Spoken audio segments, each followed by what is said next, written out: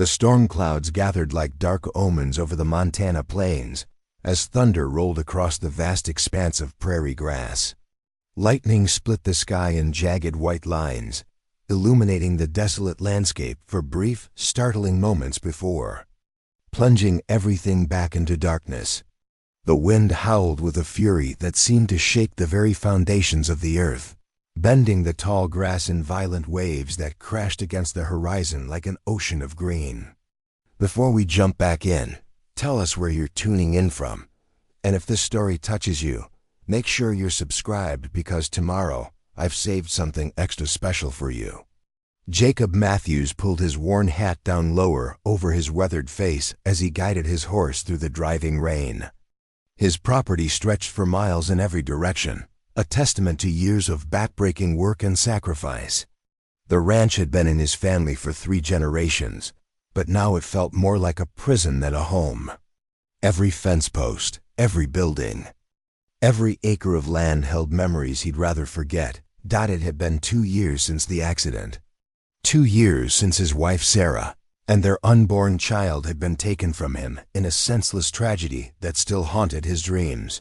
The drunk driver who ran the red light had walked away without a scratch while Jacob's entire world crumbled in an instant. Since that day, he'd become a man consumed by bitterness, pushing away friends, neighbors, and anyone who tried to reach out with kindness or sympathy. The large wooden gate that marked the entrance to his property came into view through the sheets of rain. Jacob had installed it himself 5 years ago, carving the family name deep into the oak planks with his own hands. Back then, it had been a symbol of pride and accomplishment. Now it felt like a barrier between him and a world that had shown him nothing but cruelty. As he approached the gate, something unusual caught his eye. Through the downpour, he could make out a dark shape crumpled against the wooden posts. At first, he thought it might be debris blown by the storm, perhaps a fallen tree branch or a piece of farm equipment that had broken loose from a neighbor's property. But as he drew closer, his heart began to race with a terrible recognition that it was a person. A woman lay unconscious in the mud, her clothes soaked through and her long brown hair plastered against her pale face. She was young, perhaps in her mid-20s, and even in the dim light Jacob could see that she was heavily pregnant. Her hands were wrapped protectively around her swollen belly, and her lips had taken on a bluish tinge that spoke of dangerous exposure to the cold. Jacob dismounted quickly, his boots splashing in the muddy puddles as he rushed to her side. Despite his years of self-imposed isolation, his basic human decency kicked in immediately. He knelt beside the woman, pressing his fingers to her neck to check for a pulse. It was there, but weak and irregular. Her skin was ice-cold to the touch, and her breathing was shallow and labored. Ma'am, can you hear me?" he called out, his voice barely audible over the roar of the storm. There was no response. The woman remained limp and unresponsive, her body shivering involuntarily as the rain continued to pour down on them both. Without hesitation, Jacob scooped the pregnant stranger into his arms.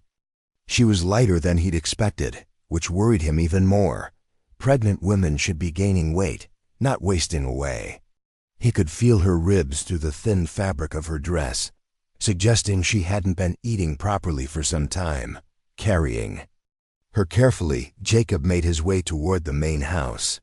His ranch was substantial, built by his grandfather in the 1920s with thick stone walls and a sturdy roof, designed to withstand the harsh Montana winters. The house had 7 bedrooms, though Jacob only used one now. The others remained exactly as Sarah had left them, shrines to a life that would never be. He kicked open the front door and carried the woman inside, immediately grateful for the warmth that enveloped them. The house was heated by a massive stone fireplace that Jacob kept burning year-round, one of the few comforts he still allowed himself. He laid the unconscious woman on the leather sofa in the living room, quickly grabbing blankets from the hall closet to wrap around her shivering form. As he worked to get her warm and dry, Jacob found himself studying her face more closely. She was beautiful in a delicate, almost fragile way, with high cheekbones and full lips that reminded him painfully of Sarah. But there was something else about her, something that spoke of recent hardship and sorrow. Dark circles ringed her eyes, and her cheeks were hollow with malnutrition. Jacob had seen enough pregnant women in his life to know that this one was in trouble. His own mother had lost 2 babies before he was born, and he remembered the way she'd looked during those difficult pregnancies. This woman had that same desperate, exhausted appearance that spoke of a body pushed beyond its limits. He checked her pulse again, noting that it seemed to be getting stronger now that she was out of the cold. Her breathing was also improving, though she remained unconscious. Jacob knew he should probably call for medical help, but the nearest hospital was 40 miles away, and with the storm raging outside, no ambulance would be able to make it through. The flooded roads. While he waited for her to wake up, Jacob found himself pacing the room like a caged animal. He wasn't used to having people in his house anymore. After Sarah's death, he'd systematically driven away every friend and family member who'd tried to help him through his grief. His sister hadn't spoken to him in over a year, and his few remaining ranch hands knew better than to enter the main house without explicit permission. The woman stirred slightly, letting out a soft moan that made Jacob freeze in his tracks. Her eyelids fluttered, and for a moment it seemed like she might wake up.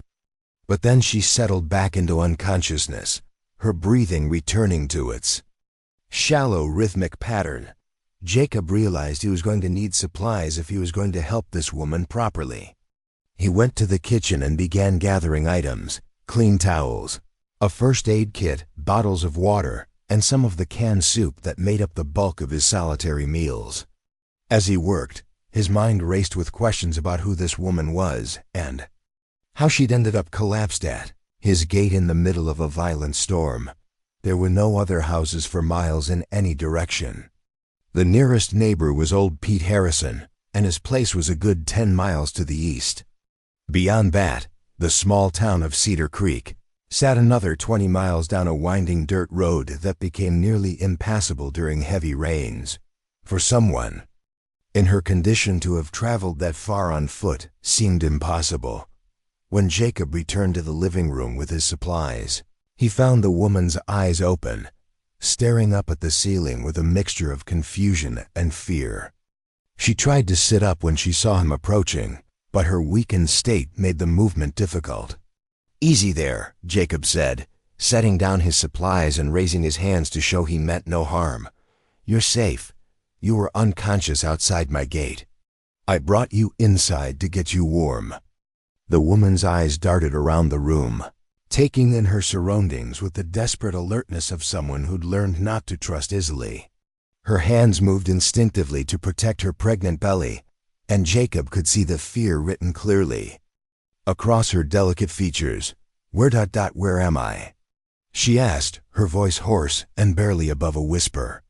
"You're on my ranch about 30 miles outside Cedar Creek," Jacob replied, maintaining his distance to avoid frightening her further. "I'm Jacob Matthews. I found you collapsed at my front gate during the storm." The woman closed her eyes briefly, as if trying to piece together how she'd ended up in this situation. When she opened them again, there were tears glistening on her lashes. I'm Alana Rodriguez," she said finally. "I was walking, trying to find help. The baby. Something's wrong with the baby." Jacob felt his heart clench at her words.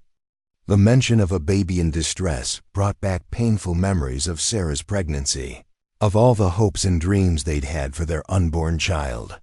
He pushed those thoughts aside, focusing on the immediate situation. "When's the last time you ate?" he asked, noting again how thin she appeared despite her advanced pregnancy. Elena's eyes dropped to her hands. I don't remember. Maybe yesterday? The day before? I had some crackers I found." The admission hit Jacob like a physical blow. This woman was literally starving, and she was pregnant. Whatever circumstances had led her to his gate, she was clearly in desperate need of help. Despite his years of isolation and bitterness, Jacob found himself unable to turn away from someone in such obvious distress. "I'm going to make you some soup," he said, standing up and heading back toward the kitchen. "And then we need to figure out how to get you to a doctor." "No." Elena's voice carried a panic that stopped Jacob in his tracks. "No doctors, no hospitals. Please, I can single quotes thou find me." Jacob turned back to study her face, seeing a new layer of fear that had nothing to do with her physical condition. Someone was after this woman, and she was running from more than just poverty and hunger. "Who's looking for you?" he asked gently. Elena's lower lip trembled, and fresh tears began to flow down her cheeks. "My husband my late husband's family, they think I killed him." The confession hung in the air between them like a physical presence. Jacob had heard enough small-town gossip over the years to know how quickly rumors could spread, and how devastating they could be, especially for someone without resources or connections to fight back. "Did you?" he asked simply. Elena's eyes flashed with a mixture of hurt and anger. "No, never. Thomas died in a car accident 3 months ago. But his family never liked me, said I was just after his money. When the will reading showed, he'd left everything to me and the baby. They started saying I'd planned it all along." Jacob nodded slowly, understanding beginning to dawn. He'd seen similar situations before, where grief and greed combined to create dangerous accusations. In small communities, whispered suspicions could be as damaging as legal charges, especially for someone without the means to defend themselves. "So you ran," he observed. "I had to." "They were talking about having me arrested, said they had evidence. I knew they were lying, but I also knew they had enough money and influence to make their lies stick. So I took what little cash I had and started driving. But the car broke down about 5 miles from here, and I've been walking ever since." Preparing and narrating this story took us a lot of time, so if you are enjoying it, subscribe to our channel. It means a lot to us. Now back to the story. Elena's story painted a picture of desperation that Jacob recognized all too well. After Sarah's death, he'd felt the same sense of being trapped by circumstances beyond his control, the same feeling that the whole world was conspiring against him. "You said something was wrong with the baby," he reminded her. Elena's hand moved protectively over her swollen belly. "I've been having pains for the last 2 days. Sharp ones that come and go, and there's been some bleeding. I know I need medical care, but I'm afraid if I go to a hospital, they'll contact the authorities back home." Jacob ran a hand through his wet hair, considering the situation. He was no doctor, but he'd assisted with enough animal births on the ranch to recognize the signs of potential complications. Elena needed professional medical attention, but her fear of being discovered created a dangerous dilemma. "The nearest hospital is in Billings," he said finally. "That's about 40 miles from here, and with this storm, the roads are probably flooded anyway. But there's a retired nurse who lives in Cedar Creek, Martha Hayes. She helped deliver half the babies in this county before she retired. Maybe she could take a look at you without involving any official records." Elena's eyes brightened with the first hope Jacob had seen from her. "You would do that? Help me contact her?" Jacob surprised himself by nodding. "Phone lines are probably down from the storm, but I could drive into town tomorrow morning if the roads are passable." "Why?" Elena asked, her voice filled with genuine curiosity. "Why would you help a stranger?" It was a fair question, and one Jacob wasn't entirely sure he could answer. For 2 years he'd actively avoided helping anyone, had built walls around himself specifically to avoid getting involved in other people's problems. But something about Elena's situation, her vulnerability combined with her obvious strength in the face of adversity, had touched something in him that he thought had died with Sarah. "I don't know," he admitted. "Maybe because I know what it's like to have the whole world turn against you." Elena studied his face for a long moment, seeming to recognize a kindred spirit in his weathered features and tired eyes. "Thank you," she whispered. "I haven't had anyone be kind to me in so long. I'd almost forgotten what it felt like." Jacob felt an uncomfortable tightness in his chest at her words. When was the last time someone had thanked him for an act of kindness? When was the last time he'd performed one? "Let me get you that soup," he said, turning away before she could see the emotion in his eyes. In the kitchen, Jacob heated a can of chicken noodle soup, one of the few foods he kept stocked for his simple meals. As it warmed on the stove, he found himself thinking about the spare bedrooms upstairs, all of them perfectly preserved but unused. One of them had been intended as a nursery, painted in soft yellow with a crib that Sarah had picked out months before the accident. The thought of Elena sleeping in that room, her pregnant form resting in the bed they'd prepared for their own growing family, was almost too painful to bear.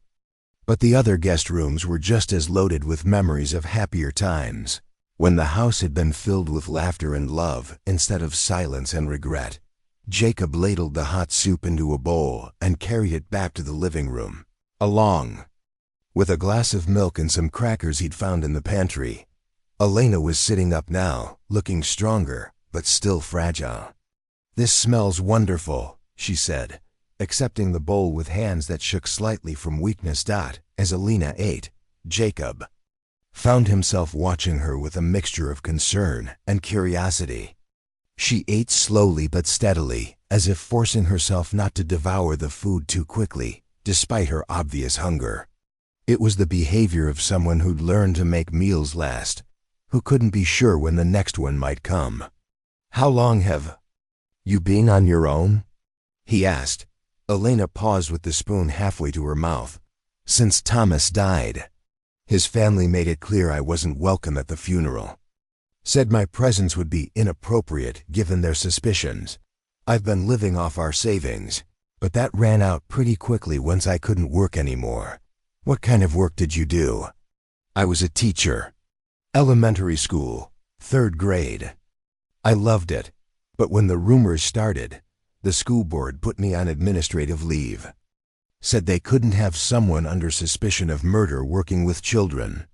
Jacob felt anger building in his chest on Elena's behalf. He'd seen how quickly small communities could turn on someone, how gossip and suspicion could destroy a life even without any concrete evidence. "Where was this?" he asked. "Harmony Falls, about 300 miles east of here. It's a small town, the kind of place where everyone knows everyone else's business. Thomas and I moved there when we got married 2 years ago. He was from there. Originally came from one of the founding families. The Rodriguez family has been in Harmony Falls for over a century." "And they really believe you killed him?" Elena set down her spoon, her appetite seemingly diminished by the painful memories. "Thomas's mother, Carmen, never liked me from the day we met. She thought her son should marry someone from their social circle, someone with money and connections. When Thomas chose me instead, she never forgave either of us." Elena's voice grew stronger as she continued, as if telling her story was helping her reclaim some sense of her own truth.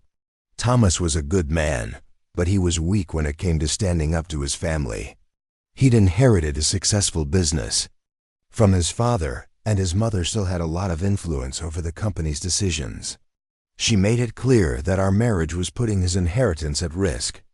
Jacob poured himself a cup of coffee and settled into the chair across from Elena, finding himself genuinely interested in her story. It had been so long since he'd had a real conversation with another person that he'd almost forgotten how it felt to connect with someone else's experiences. "What kind of business?" "Construction. Rodriguez Construction built most of the commercial buildings in Harmony Falls over the past 50 years. It's worth millions, and Carmen wasn't about to let it pass to someone she considered an outsider." "But he left it to you anyway?" Elena nodded, fresh tears beginning to form in her eyes. "He changed his will about a month before the accident. Said he wanted to make sure the baby and I would be taken care of no matter what happened. I had no idea. He'd done it until after the reading. That must have been quite a shock to his family. Carmen went ballistic. Started screaming that I'd manipulated Thomas, that I'd somehow forced him to change the will. She said she'd prove I was a gold digger who'd killed her son for his money. Jacob could imagine the scene, having witnessed similar family dynamics. During his own legal battles after Sarah's death, money had a way of bringing out the worst in people, especially when grief was involved. What evidence did she claim to have? Elena wrapped the blanket tighter around her shoulders, as if protecting herself from the painful memories. She said she had witnesses who'd heard us fighting the night before the accident. So that Thomas had been upset about something, that I'd been pressuring him about money. She also claimed that I'd been researching divorce lawyers, that I was planning to leave him and take half of everything. Were any of those things true? Elena met his eyes directly, her gaze steady and honest. We did have an argument that night, but it wasn't about money. Thomas had been drinking more lately, and I was worried about him. He'd been under a lot of pressure from his mother to divorce me, and it was eating him alive. I was trying to get him to talk to someone, maybe a counselor. And the divorce lawyer research? Complete fabrication. I loved Thomas despite his flaws. I was planning our future together, not looking for a way out. Jacob found himself believing her. There was something in Elena's manner, a straightforward honesty combined with genuine grief, that rang true. He'd learned to read people pretty well over the years, and his instincts told him this woman was telling the truth.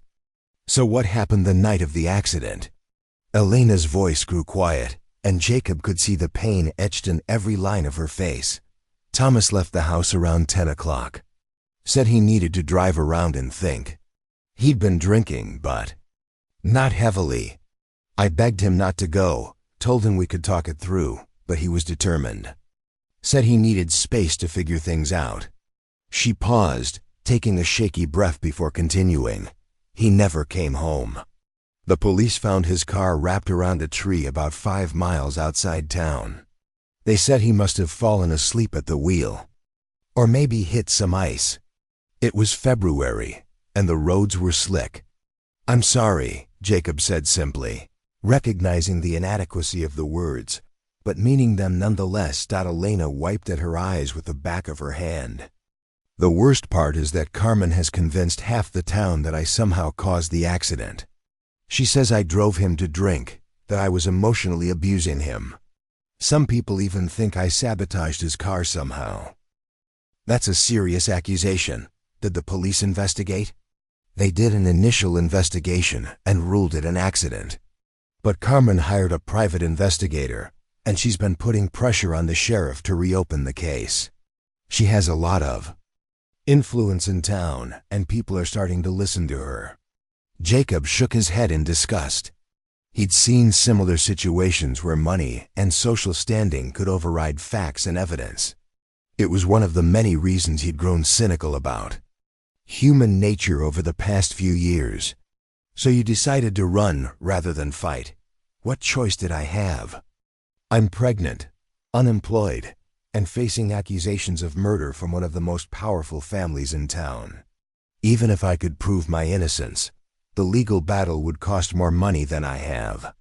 And in the meantime, I'd be living under a cloud of suspicion.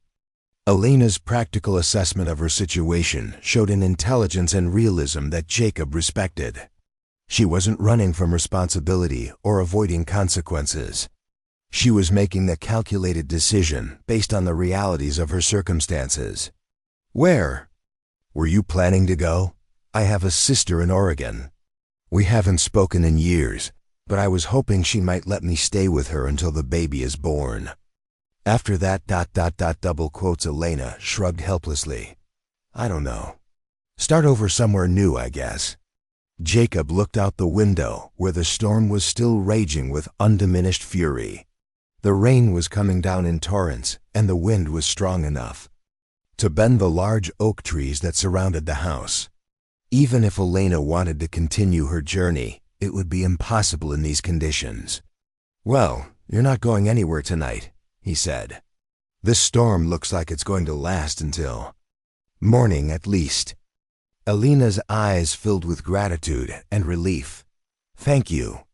I know this is an imposition, having a stranger show up at your door like this. It's fine, Jacob replied, though he wasn't entirely sure that was true. Having another person in the house, especially a pregnant woman, was stirring up emotions and memories he'd spent 2 years trying to suppress. As if sensing his discomfort, Alina attempted to reassure him. I'll leave as soon as the weather clears. I don't want to be a burden. You're not a burden, Jacob said, surprising himself with the firmness of his response. And rushing off in your condition wouldn't be smart anyway. Like I said, we should get Martha Hayes to take a look at you first. Alina nodded gratefully, then winced suddenly, her hand flying to her belly. Another pain? Jacob asked, immediately alert.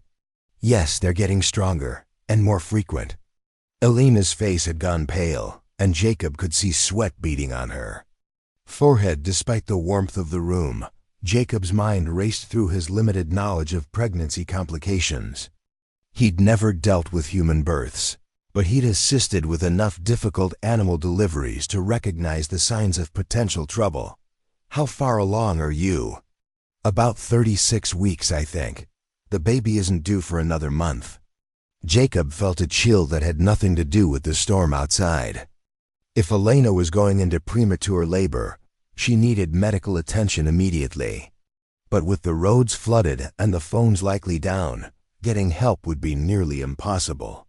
I think we need to prepare for the possibility that you might be going into labor, he said carefully. Alina's eyes widened with fear.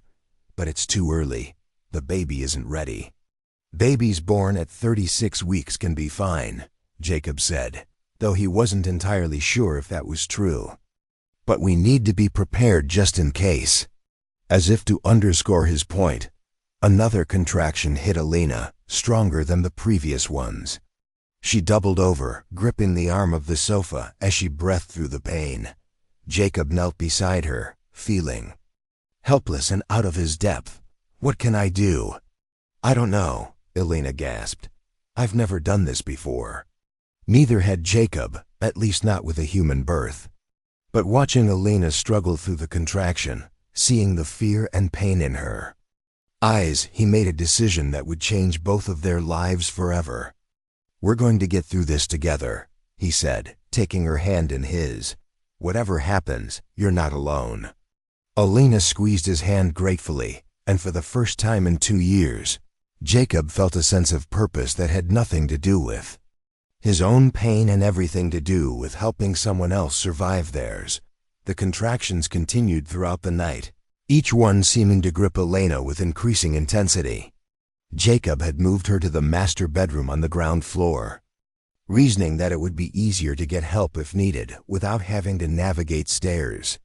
The room felt strange with another person in it. He hadn't shared the space since Sarah's death, and the familiar surroundings took on an almost surreal quality in the lamplight. Jacob had gathered every clean towel and sheet he could find, along with his basic first aid supplies. His veterinary knowledge was limited, but he knew the basics of sterilization and emergency care.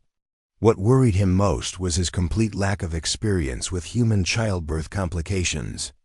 Tell me about the pains, he said, settling into a chair beside the bed as Alina worked through another contraction. Are they getting closer together? Alina nodded, her face flushed and damp with perspiration. They started about 20 minutes apart, but now they're coming every 10 minutes or so. And they're lasting longer each time.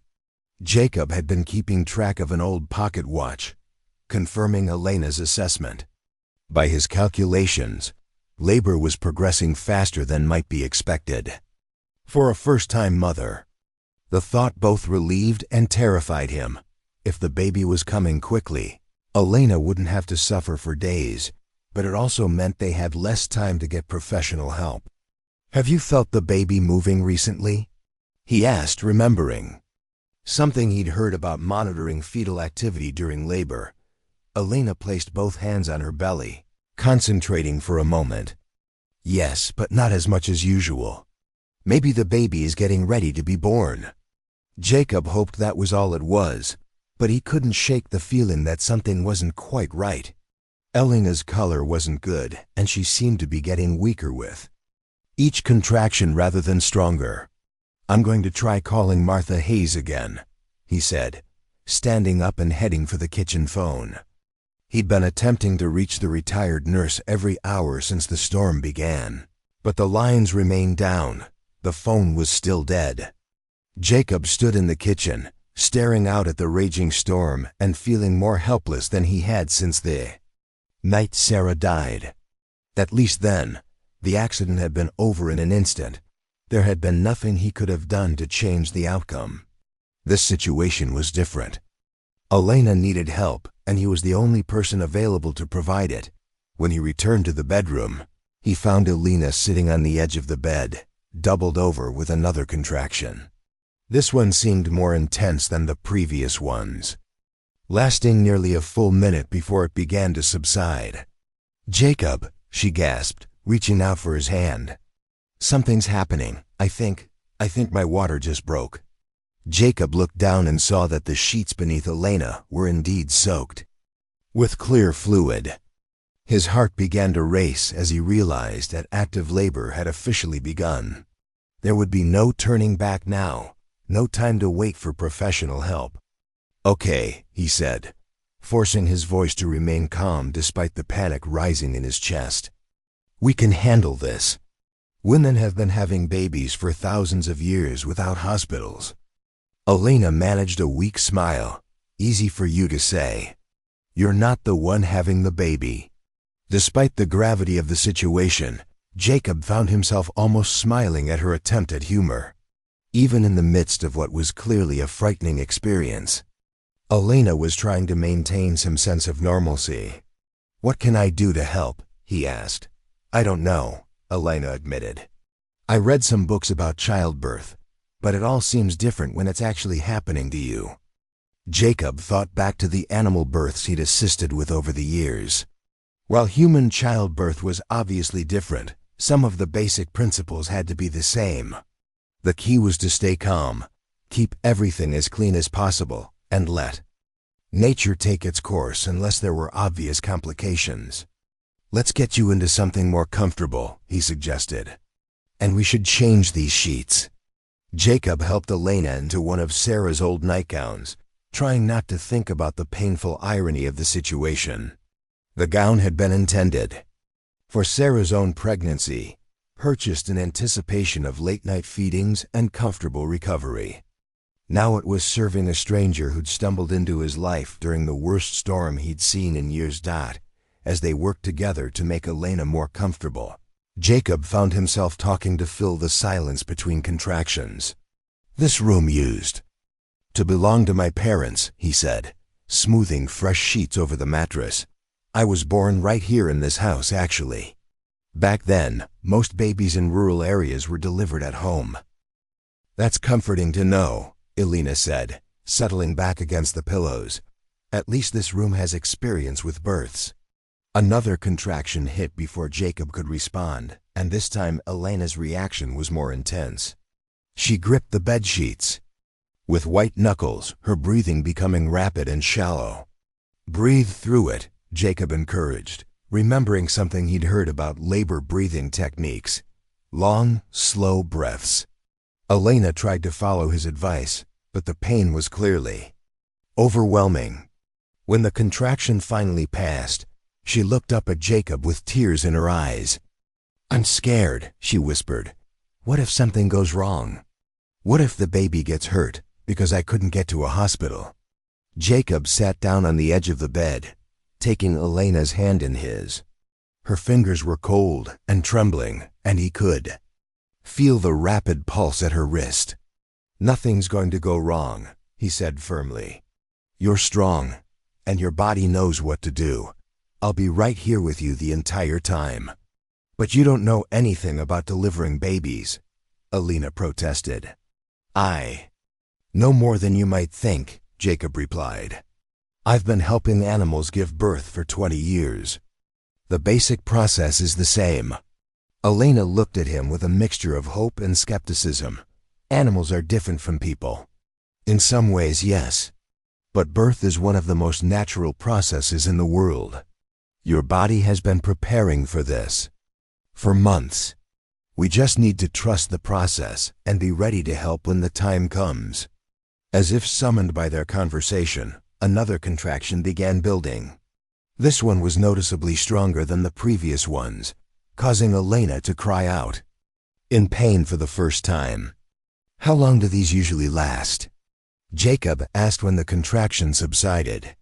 The book said first babies usually take 12 to 20 hours from start to finish, Elena panted. But I've been having pains for days, so maybe it won't take as long.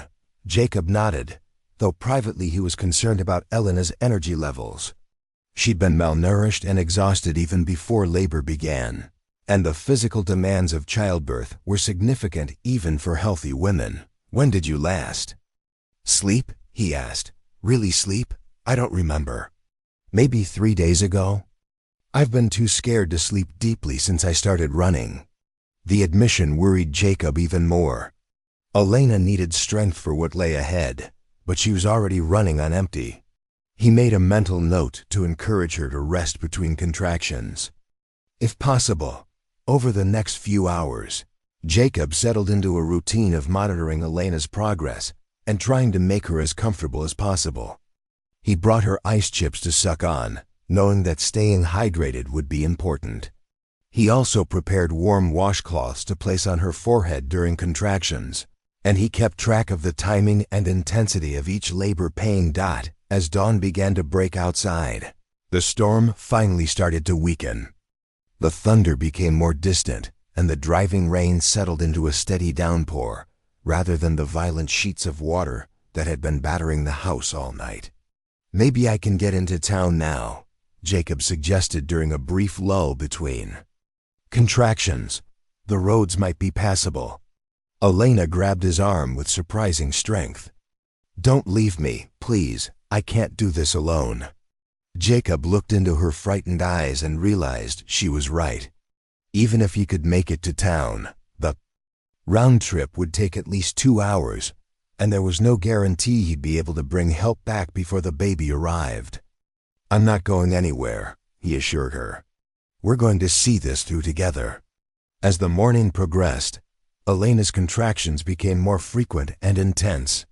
Jacob could see that she was entering what he believed was the active phase of labor, though he wasn't entirely sure what that meant in practical terms. I need to push, Elena announced suddenly, her voice filled with urgency. Jacob felt his heart skip a beat. He'd been hoping they'd have more time, that somehow help would arrive before they reached this crucial moment. But Elena's body was making the decision for them. Are you sure? He asked. Yes, I can feel the baby moving down. It's time. Jacob took a deep breath, pushing aside his fears and uncertainties. Elena needed him to be strong and confident, even if he didn't feel either of those things. Okay, he said, moving to the foot of the bed. Tell me what you're feeling, and we'll work through this together. What followed was the most intense and frightening hour of Jacob's life. Elena's body took over with an ancient rhythm that seemed to bypass her conscious mind, and Jacob found himself serving as both coach and medical assistant in a drama that was simultaneously terrifying and miraculous. I can see the baby's head, he announced with wonder and relief when Elena's pushing finally began to show results. Is everything okay? Elena gasped between pushes. Is the baby all right? Jacob examined what he could see of the emerging infant, looking for any obvious signs of distress. The baby's face was red and scrunched, but that seemed normal for a newborn. More importantly, he could see no signs of the cord wrapped around the neck, which had been one of his biggest fears. Everything looks good, he reported. Just keep doing what you're doing. 3 more pushes, and suddenly the baby slipped free into Jacob's waiting hands. For a moment, he simply stared in amazement at the tiny, perfect human being he was holding. The baby was smaller than he'd expected, but appeared to be fully formed and healthy. Is it okay? Is the baby breathing? Elena asked frantically. Jacob looked more closely and realized the baby wasn't crying or moving. His heart stopped for a moment before his instincts kicked in.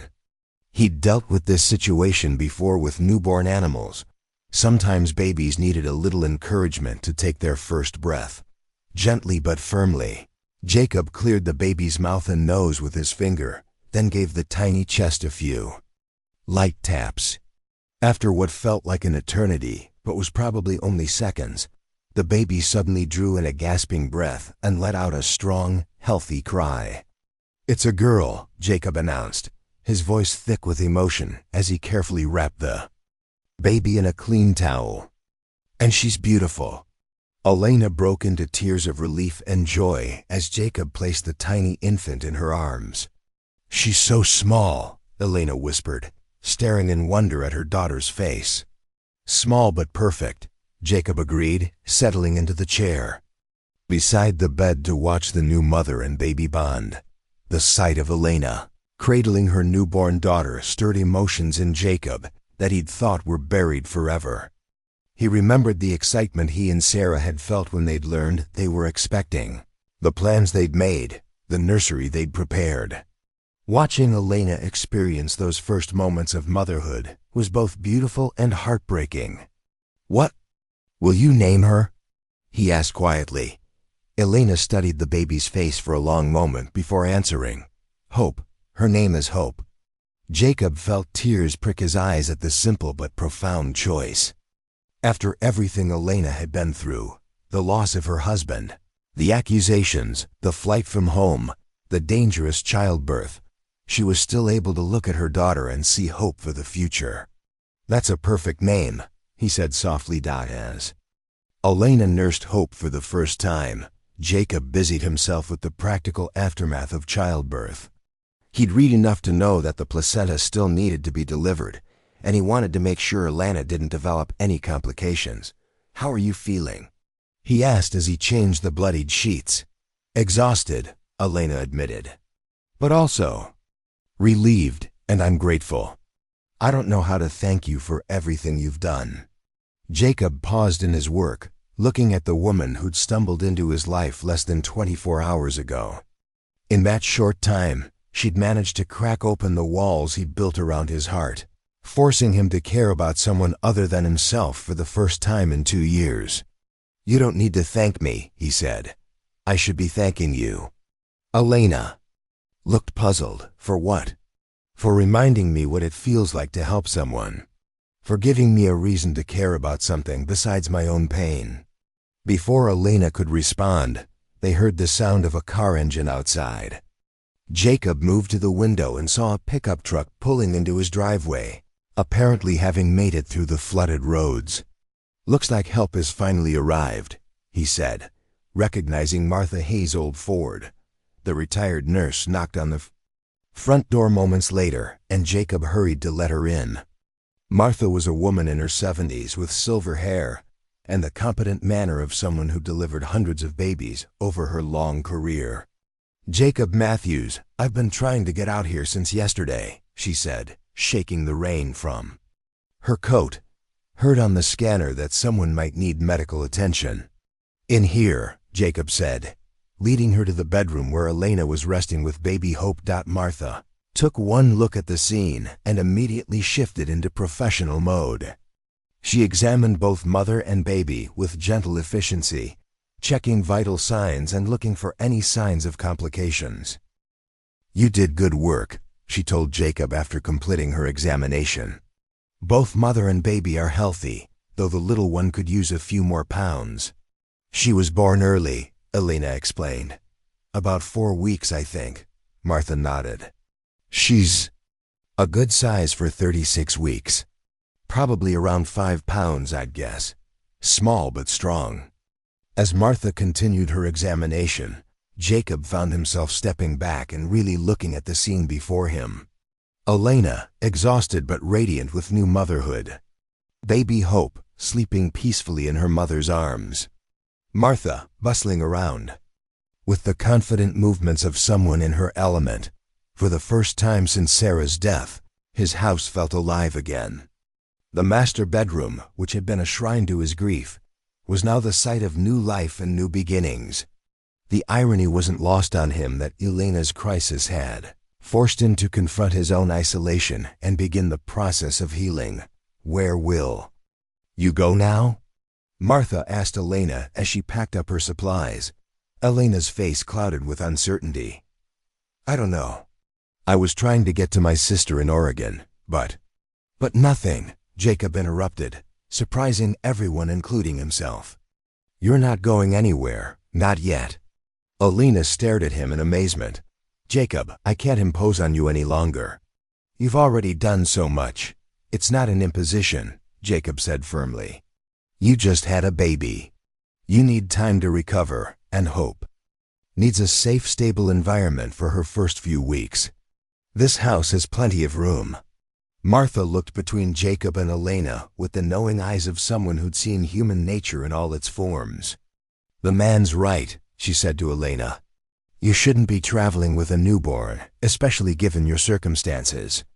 And you," she turned to Jacob, "you could use the company. This house has been too quiet for too long." Elena's eyes filled with tears of gratitude. "Are you sure? I don't want to be a burden." "You're not a burden," Jacob repeated. You're family now. You and Hope both." The words surprised Jacob as much as they did Elena, but he realized they were true. In the space of one dramatic night, this stranger and her baby had become important to him in a way he hadn't thought possible. "There's something else," Martha said, her expression growing serious. "I heard some talk in town yesterday. Strangers asking questions about a pregnant woman who might be passing through. Might be nothing, but you should be careful." Elena's face went pale. "They found me. Carmen Rodriguez has people looking for me." Jacob felt a surge of protective anger. "They won't find you here. And even if they do, they'll have to go through me to get to you." Elena looked at Jacob with a mixture of gratitude and concern. "You don't understand what you're getting into. Carmen Rodriguez has money and connections. She can make life very difficult for people who cross her." "Let her try," Jacob said grimly. "I've dealt with bullies before." Martha gathered her things and prepared to leave, but not before giving both Jacob and Elena some final advice. "Take care of each other," she said simply. "And don't let anyone tell you that helping someone in need is wrong. Sometimes that's the only thing that keeps us human." After Martha left, Jacob and Elena sat in comfortable silence, watching baby Hope sleep. The storm had finally passed completely, leaving behind clear skies and the fresh smell of rain-washed earth. "What happens now?" Elena asked quietly. Jacob considered the question carefully. 24 hours ago, his biggest concern had been avoiding human contact and nursing his own wounds. Now he was responsible for the safety and well-being of a woman and child who were depending on him for protection. "Now we figure out how to keep you safe," he said. "And we give Hope the best start in life we can." Elena smiled through her tears. "I still can't believe you're willing to do this for strangers." "You're not strangers anymore," Jacob replied, reaching out to gently touch Hope's tiny hand. "You're family. And family protects family." As the sun set on their second day together, Jacob realized that Elena and Hope had given him something he'd thought he'd lost forever, a reason to hope for the future. The bitter, isolated man who'd found Elena collapsed at his gate was gone, replaced by someone who was ready to fight for the people he cared about. The real test, however, was yet to come. Somewhere out there, powerful people were looking for Elena and her baby, and Jacob knew that the peaceful interlude they'd shared was likely to be short-lived. But for now, in the quiet sanctity of his home, 3 people who'd been broken by life were beginning the process of healing together. And for Jacob Matthews, that was enough to start with. 3 weeks had passed since Hope's dramatic entrance into the world, and the old ranch house had undergone a transformation that went far beyond the physical presence of a woman and baby. Jacob found himself waking each morning to sounds he'd forgotten existed, the soft murmur of Elena singing lullabies, the gentle cooing of an infant discovering her voice, the rustle of daily life happening in rooms that had stood silent for too long. The nursery that Sarah had prepared with such care was finally being used, though Jacob had needed several days to work up the courage to suggest it. Elena had been hesitant at first, understanding the emotional weight of the gesture. But Hope's needs had eventually overcome both their reservations. Seeing the yellow walls and carefully chosen furniture serve their intended purpose brought Jacob a bittersweet sense of closure he hadn't expected. Elena proved to be a natural mother, despite her fears about inexperience. She moved through the daily routines of caring for Hope with an intuitive grace that reminded Jacob of his own mother's stories about the early days of his childhood. But beneath her maternal confidence, Jacob could sense a constant undercurrent of anxiety. Elena jumped at unexpected sounds, kept the curtains drawn during daylight hours, and never ventured outside without first scanning the horizon for unfamiliar vehicles. Her paranoia wasn't unfounded. Twice in the past week, strangers had stopped at neighboring ranches asking questions about a pregnant woman traveling alone. Joe Harrison had driven over to warn them after turning away a well-dressed man who claimed to be a private investigator, hired by concerned family members. Description matched Elena perfectly, Joe had reported grimly. Said they were worried about her mental state, that she might be dangerous to herself and the baby. Real convincing story, but something about the man didn't sit right with me. Jacob had thanked Joe for the warning and increased his vigilance around the property. He'd taken to carrying his rifle when doing chores, and he'd installed motion sensors on the main access road, precautions that would have seemed paranoid a month ago but now felt entirely reasonable. The isolation that had once been Jacob's preference was now a strategic advantage. His ranch sat at the end of a 5-mile dirt road with only one way in or out. Anyone approaching would be visible long before they reached the house, giving Jacob and Elena time to prepare for unwanted visitors. But the constant threat of discovery was taking its toll on Elena's recovery. She'd lost weight since Hope's birth, despite Jacob's efforts to ensure she ate regularly. Dark circles had returned under her eyes, and she often stared out the windows with the hunted expression of someone expecting the worst. "You can't keep living like this," Jacob told her one morning as they shared coffee on the front porch. Hope was sleeping peacefully in a basket beside Elena's chair, her tiny face serene in the morning sunlight. Like what? Elena asked, though. They both knew what he meant. Like a prisoner. Like someone waiting for the executioner to arrive. "This is supposed to be a time of joy for you, celebrating Hope's arrival. Instead, you're consumed with fear." Elena sipped her coffee slowly, considering his words. "Easy to say when you're not the one being hunted. Every day I stay here, I'm putting you and Hope at greater risk. Maybe I should just turn myself in, face whatever Carmen has planned." "Absolutely not," Jacob said firmly. "Running back to face false accusations isn't bravery, it's surrender. We need a better plan." "We?" Elena looked at him with raised eyebrows. "Jacob, this isn't your fight. You've already done more than anyone could expect."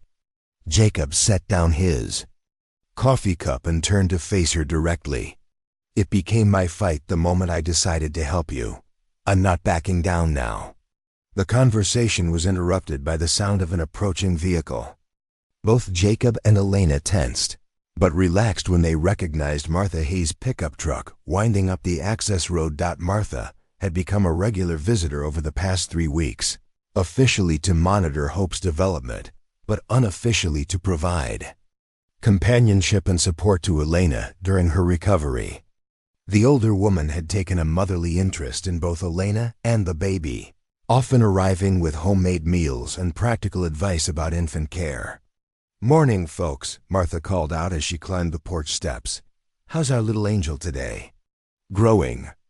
Stronger every day," Elena replied. lifting Hope from her basket to show Martha how alert and responsive the baby had become. Martha examined Hope with the practiced eye of someone who'd monitored hundreds of newborns over her career. "She's thriving," she announced with satisfaction. "Good color, good muscle tone, excellent appetite. You're doing everything right, Elena."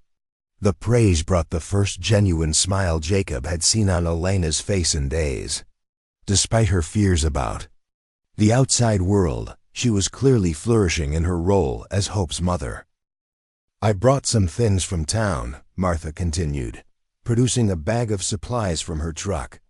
"Baby clothes, formula in case you need it, and some interesting news." Jacob and Elena exchanged glances at Martha's tone. The older woman's expression had grown serious, suggesting that her news wasn't entirely positive. "What kind of news?" Jacob asked. "The kind that confirms your suspicions about those people looking for Elena," Martha replied. "I did some checking with friends who still have connections in law enforcement. Carmen Rodriguez has indeed hired a private investigation firm, but not just to find Elena." Elena felt her heart sink. What else? "She's building a case for kidnapping. Charges. Claims Elena took the baby and fled to avoid prosecution for Thomas's murder. She's got the local sheriff convinced that Elena is mentally unstable and potentially dangerous." The revelation hit Elena like a physical blow. She'd known. Carmen was vindictive, but she hadn't imagined the woman would go so far as to manufacture criminal charges. "But that's completely false," Elena protested. "Hope is my daughter. You can't kidnap your own child." "Legally, you're right," Martha agreed. "But Carmen's story is that you fled to avoid murder charges, taking an unborn child into a dangerous situation. She's claiming that your actions put the baby at risk, which could be construed as child endangerment." Jacob felt anger building in his chest. This is all fabricated nonsense. Carmen Rodriguez is using the legal system to persecute an innocent woman. "Of course it is," Martha said. "But that doesn't mean it isn't effective. Carmen has money, influence, and connections. She can make her version of events seem plausible to people who don't know the truth." Elena buried her face in her hands, overwhelmed by the magnitude of what she was facing. "So even if I prove I didn't kill Thomas, I could still lose Hope. Carmen could convince a court that I'm an unfit mother." The thought of losing her daughter was more terrifying than any threat to her own freedom. Hope represented everything. Good that had come from her marriage to Thomas, the one pure joy that had emerged from months of grief and persecution. "There's more," Martha continued reluctantly. "Carmen has filed a motion for emergency custody, claiming the baby is in immediate danger. If a judge grants it, law enforcement will be authorized to take Hope into protective custody the moment they find you." Jacob stood up abruptly, pacing to the edge of the porch as he processed this new threat. The situation was escalating beyond simple accusations into active legal warfare, with Hope as the ultimate prize. "How long do we have?" he asked. "Hard to say. The legal system moves slowly, but emergency custody motions get priority. Could be days, could be weeks." Elena looked up from Hope's peaceful face, her expression hardening with a determination Jacob hadn't seen before. "I won't let her take my daughter," she said quietly. "Whatever I have to do, wherever I have to go, Carmen Rodriguez will not get." Her hands on Hope. "You don't have to run again," Jacob said, returning to sit beside her. "There has to be another way to fight this." Martha cleared her throat delicately. "Actually, there might be, but it would require taking some risks." "Both." Jacob and Elena turned to her expectantly. "I've been thinking about this situation for weeks," Martha continued. "Carmen's entire case is built on the assumption that Elena is isolated and vulnerable, that she has no support system or credible witnesses to contradict the accusations." "That's essentially true," Elena pointed out. "Not anymore," Martha replied, with a slight smile.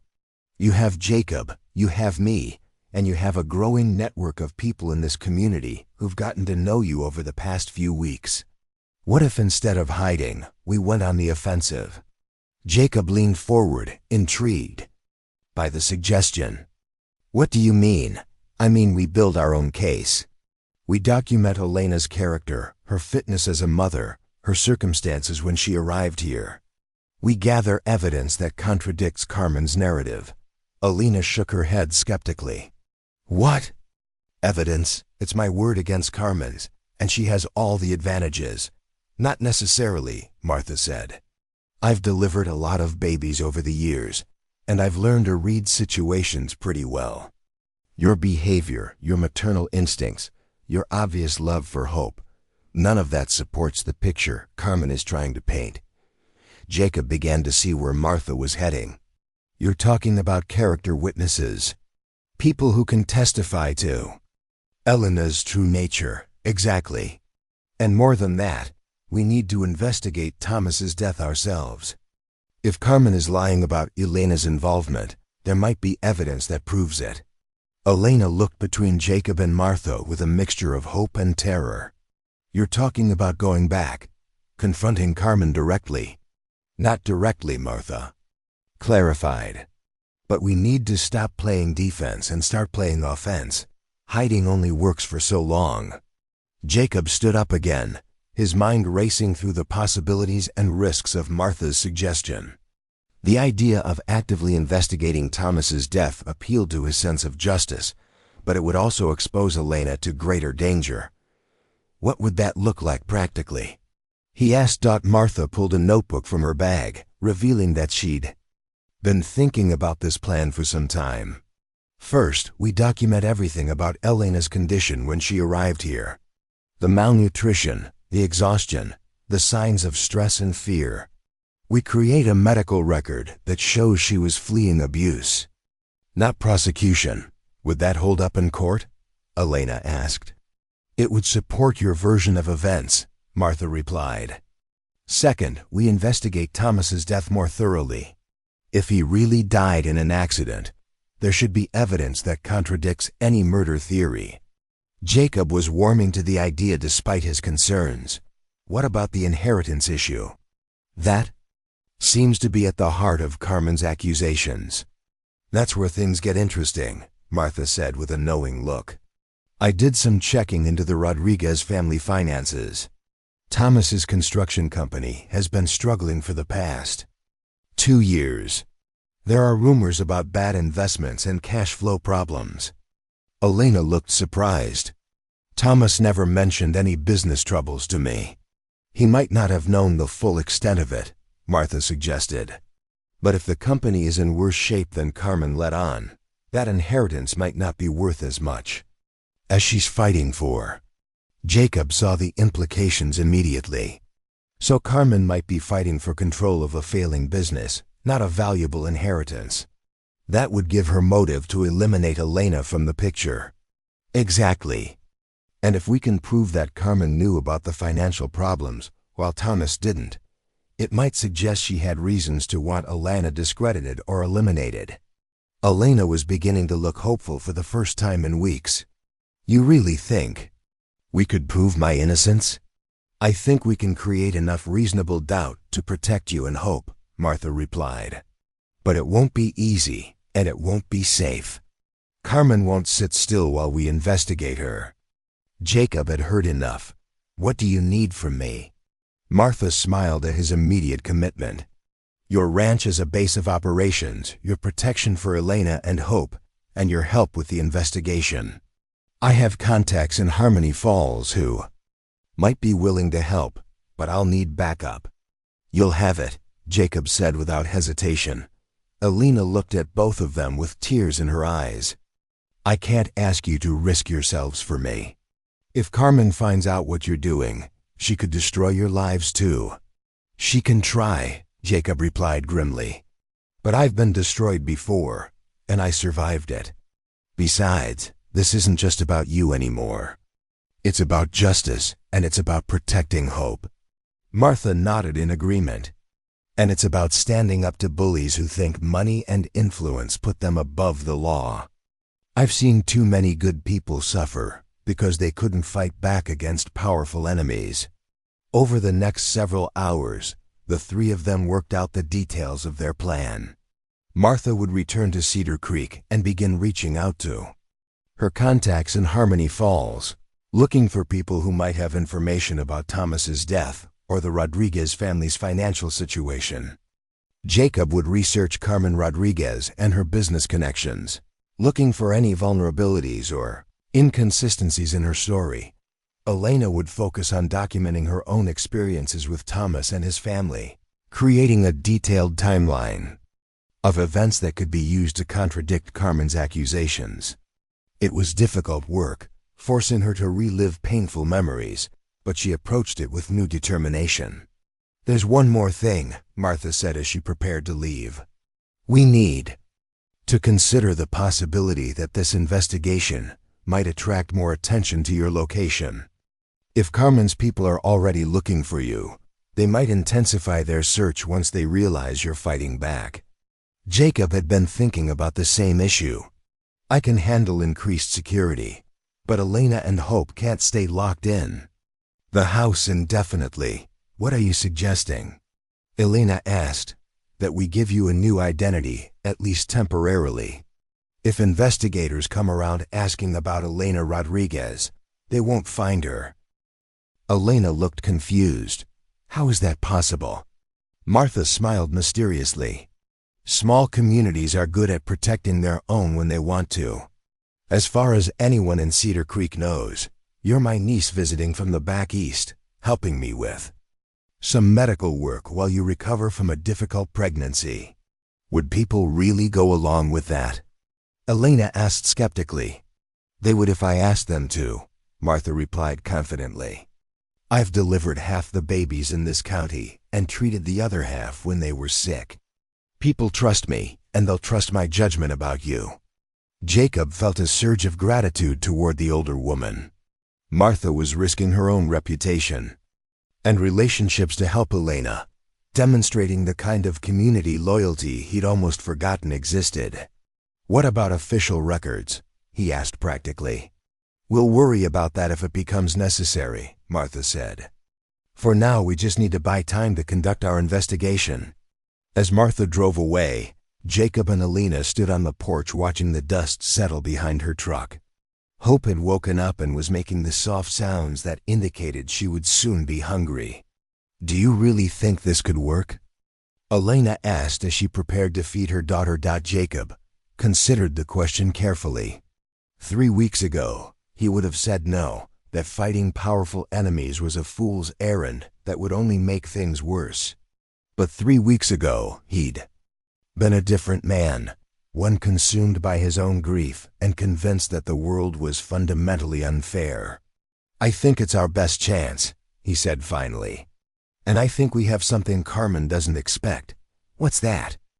Jacob looked out at his ranch, at the land his family had worked for generations, at the community that was rallying to help a stranger in need. "We have people who care about doing the right thing, not just winning. That's more powerful than money when it really matters." Elena smiled, the first genuinely peaceful expression Jacob had seen on her face since she'd arrived. "Hope is lucky to have you in her life," she said softly. Jacob felt his throat tighten with emotion. "I'm the lucky one. You both gave me something I thought I'd lost forever." "What's that?" "A reason to fight for something besides my own pain." As the sun set over the Montana plains, Jacob Matthews realized that his transformation was complete. The bitter, isolated man who'd found Elena collapsed at his gate was gone, replaced by someone ready to stand up for justice and family. The real battle was just beginning, but for the first time in years, Jacob felt like he was on the right side of a fight worth winning. That night, as Elena settled Hope for sleep in the nursery Sarah had prepared, Jacob sat in his study planning their next moves. Carmen Rodriguez had money and influence, but she was about to discover that she'd picked the wrong family to destroy. The pregnant widow who'd collapsed at his gate had become the catalyst for his own resurrection, and he wasn't about to let anyone take that away from any of them, The investigation would be dangerous, the outcome uncertain. But Jacob had learned something important over the past 3 weeks. Sometimes the most important battles aren't the ones you choose, but the ones that choose you. And sometimes, if you're very lucky, fighting for someone else's justice helps. You find your own redemption in the process. The investigation began in earnest 2 days later when Martha returned with information that would change everything they thought they knew about Thomas Rodriguez's death. She arrived at the ranch carrying a manila folder thick with documents and wearing the grim expression of someone who discovered uncomfortable truths. "We need to talk," she announced without preamble as Jacob and Elena gathered in the living room. Hope was napping in her carrier, oblivious to the adult conversations that would determine her future. Martha spread the contents of her folder across the coffee table: newspaper clippings, police reports, financial documents, and photographs that Elena had never seen before. The scope of her research was impressive and slightly intimidating. "I spent yesterday in Harmony Falls," Martha began. "Officially, I was visiting my cousin who works at the county courthouse. Unofficially, I was investigating everything I could find about your husband's death and the Rodriguez family business." Elena leaned forward, her hands clasped tightly in her lap. "What did you find?" "Thomas's accident wasn't the first suspicious incident involving Rodriguez Construction," Martha replied, pulling out a newspaper clipping from 18 months earlier. "Look at this." The headline read, "Construction Foreman Dies in Equipment Accident." Elena scanned the article with growing alarm as she recognized the name, Miguel Santos, a man who'd worked for Thomas's company for over 15 years. "I remember Miguel," Elena said slowly. "Thomas was devastated when he died. Said Miguel was like a second father to him." "According to this report, Miguel died when a crane malfunctioned at a job site," Martha continued. "But I spoke to several of his former co-workers, and they told a different story." Jacob studied the newspaper photo of the accident scene. "What kind of different story?" Miguel had been asking questions about missing materials and inflated invoices. He'd noticed that expensive equipment was being billed to jobs but never actually delivered to the work sites. When he brought these concerns to management, he was told to mind his own business. Elena felt a chill run down her spine. "You think Miguel was killed because he discovered financial irregularities?" "I think Miguel discovered that someone was embezzling from Rodriguez Construction, and that discovery made him a liability," Martha replied. "The timing of his accident was awfully convenient." Jacob was beginning to see a pattern. "And then Thomas started asking similar questions?" "Exactly." According to several sources, Thomas had become increasingly concerned about the company's finances in the months before his death. He'd been conducting his own investigation into the missing materials and questionable contracts. Elena remembered Thomas's growing anxiety during their final weeks together, his late nights poring over company books, his increasing tension with his mother about business decisions. At the time, she'd attributed his stress to the pregnancy and his struggles with family expectations. "Did Thomas find evidence of embezzlement?" she asked. Martha pulled out a photocopy of bank records that she'd obtained through contacts Elena didn't want to know about. "He found more than that. He discovered that someone had been systematically draining the company's accounts for over 2 years. The financial documents painted a picture of deliberate theft on a massive scale. Construction materials that were purchased but never delivered, subcontractor payments that went to non-existent companies, equipment rentals that appeared on invoices but never on job sites." "How much money are we talking about?" Jacob asked. "Close to $2 million, Martha replied grimly. "And that's just what I could track down with limited access to records." Elena stared at the documents in shock. She'd known Rodriguez Construction was successful, but she'd had no idea about the company's true financial situation or the extent of the theft that was destroying it from within. "Who had access to make these kinds of transactions?" she asked. "That's where things get really interesting." Martha said, producing another set of documents. All of the suspicious transactions were authorized by someone with executive-level access to the company accounts. There were only 3 people with that authority. Jacob and Elena waited for the revelation they both sensed was coming. Thomas, his mother Carmen, and the company's chief financial officer, David Patterson. Elena felt the pieces of a puzzle clicking into place. David Patterson was Carmen's recommendation for CFO. Thomas wasn't sure about hiring him, but Carmen insisted he was qualified. "How well did you know Patterson?" Jacob asked. "Barely at all. He started working for the company about 6 months before I married Thomas." Carmen said he came highly recommended from another construction firm in Denver. Martha smiled grimly. "I checked into Patterson's background. The firm in Denver has never heard of him. His references were fabricated, his credentials falsified. David Patterson doesn't exist, at least not as the person Carmen claimed he was." The implications were staggering. Elena realized that Carmen had essentially brought a professional thief into the company and given him access to millions of dollars in assets. So Carmen was either incredibly naive or actively involved in the embezzlement, Jacob observed. Given her subsequent behavior toward Elena, I'd lean toward active involvement, Martha replied. Think about it. If Carmen was stealing from her own family's company, she'd need someone to blame when the theft was eventually discovered. Elena felt sick as the full scope of Carmen's plan became clear. She was setting Thomas up to take the blame. When the embezzlement came to light, she could claim that Thomas was the thief and that she was an innocent victim. But Thomas discovered the truth before she could execute her plan, Jacob added, so she had to eliminate him. Martha nodded soberly. And when Thomas changed his will to leave everything to Elena, Carmen had to find a new scapegoat. Elena became the perfect target, an outsider with no family connections or resources to fight back. Elena stood up abruptly, pacing to the window as she processed the revelation that her mother-in-law had likely murdered her own son to cover up financial crimes.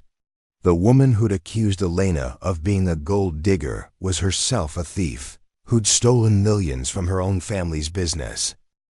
"Can we prove any of this?" Elena asked, her voice tight with emotion. "That's the challenge," Martha admitted. "Most of what I've gathered is circumstantial evidence and hearsay. We need concrete proof that would stand up in court." Jacob studied. The documents spread across the table, his mind working through the legal implications. What about Thomas's investigation? If he discovered the embezzlement, he might have documented his findings. "I've been thinking about that," Elena said slowly. "Thomas had a home office where he worked on company business. After his death, Carmen insisted on clearing it out herself. She said she needed to secure confidential business documents." "Did you see what she took?" Martha asked. "No, she did it while I was at the funeral home making arrangements. When I got home, the office was completely empty. Carmen said she donated everything to charity, but that never made sense to me." Jacob felt a surge of anger at Carmen's audacity. She destroyed the evidence that would have exposed her crimes and implicated her in Thomas's death. "Maybe not all of it," Elena said thoughtfully. "Thomas was paranoid about computer security. He always made backup copies of important files and stored them in different locations." Martha leaned forward with interest. "What kind of backup locations?" "He had a safety deposit box at the bank that Carmen doesn't know about. And he sometimes left copies of sensitive documents with his friend Marcus Webb, who's a lawyer in town." Jacob felt hope building for the first time since Martha had begun sharing her discoveries. Those backups might contain the evidence we need to prove Carmen's involvement in the embezzlement and possibly Thomas's murder. "There's just one problem," Elena said with a worried expression. "Marcus Webb was Thomas's friend, not mine. He barely knows me, and he might not believe my story about Carmen." "Then we'll have to convince him," Martha replied with determination. "If those documents exist, They're our best chance of protecting Hope and bringing Carmen to justice." Jacob stood up, his mind already working through the logistics of contacting Marcus Webb without alerting Carmen to their investigation. "What do we know about this lawyer? Can we trust him?" Elena considered the question carefully. Marcus is a good man, very ethical. He and Thomas were friends since college. If anyone would want to see justice for Thomas's death, it would be Marcus. "But approaching him will be risky," Martha pointed out. "If he doesn't believe our story, he might contact Carmen or the authorities. It's a risk we have to take," Jacob said firmly. "Elena and Hope can't spend their lives running from false accusations. We need to end this one way or another." The next phase of their plan took shape over the following hours. Jacob would travel to Harmony Falls under the pretense of conducting business, giving him cover to approach Marcus Webb without raising suspicions. Elena would remain at the ranch with Hope, maintaining her new identity as Martha's niece in case anyone came looking for her. "I don't like the idea of you going there alone," Elena said as they finalized the arrangements. "If Carmen finds out what you're doing, she could have you arrested or worse." Jacob appreciated Elena's concern, but his mind was made up. "I'll be careful. And if Marcus Webb has those documents, it'll be worth the risk." Martha pulled out a business card and handed it to Jacob. "My cousin at the courthouse gave me this. Marcus Webb's office address and phone number. She says he's been practicing law in Harmony Falls for over 20 years and has a reputation for integrity." Jacob studied the card, memorizing the information. "How should I approach him? I can't just walk into his office and accuse Carmen Rodriguez of murder." "Start with the embezzlement," Martha suggested. "Show him the financial evidence we've gathered and explain that Elena is being framed for crimes she didn't commit. If he has Thomas's documents, the truth should speak for itself." Elena reached into her purse and pulled out her wedding ring, which she'd continued wearing despite everything that had happened. "Take this," she said, placing the ring in Jacob's hand. "Show it to Marcus. He'll recognize it. Thomas had it specially made with his grandmother's diamond. Marcus was there when Thomas proposed." Jacob felt the weight of the ring in his palm, understanding the trust Elena was placing in him. The simple band represented not just her marriage to Thomas, but her faith that justice was possible. "I'll bring it back to you," he promised. "Along with the evidence we need to end this nightmare." That evening, as Jacob prepared for his journey to Harmony Falls, Elena found herself reflecting on how much her life had changed since she'd collapsed at his gate 5 weeks earlier. She'd arrived as a desperate, frightened woman, fleeing false accusations. Now she was part of a family that was actively fighting for justice, supported by people who believed in her innocence. "Are you scared?" she asked Jacob as they stood on the porch, watching the sun set over the Montana plains. "Terrified," Jacob admitted. "But not Carmen Rodriguez or her hired thugs. I'm scared of letting you and Hope down, of failing to get the evidence we need." Elena took his hand, squeezing it gently. "You won't fail. You're the strongest, most honorable man I've ever known. If anyone can convince Marcus to help us, it's you." Jacob felt a warmth spread through his chest at her words. 5 weeks ago, he'd been a broken man consumed by grief and bitterness. Elena's faith in him had helped him rediscover strength he'd thought was lost forever. "Whatever happens tomorrow, I want you to know something," he said, turning to face her directly. "Helping you and Hope has been the most important thing I've done since Sarah died. You've given me a purpose again, a reason to believe in something beyond my own pain." Elena felt tears welling in her eyes. "You saved our lives, Jacob. Both. Literally and figuratively. I don't know how I'll ever repay you." "You already have," Jacob replied softly. "You trusted me when you had no reason to. You let me be part of Hope's life when I thought I'd never have a family again. That's more than repayment. That's a gift." They stood in comfortable silence, watching the first stars appear in the darkening sky. Hope was sleeping peacefully in the house behind them, safe and loved despite the uncertainty that surrounded her future. "Promise me something," Elena said finally. "Anything. Promise me that whatever Marcus Webb tells you tomorrow, whatever evidence we find or don't find, you won't blame yourself if things don't work out. You've already done more than anyone could ask." Jacob considered her request, understanding the fear behind it. Elena had learned not to expect happy endings, to prepare for disappointment even while hoping for justice. "I promise," he said. "But I also promise that I won't give up until Carmen Rodriguez pays for what she's done.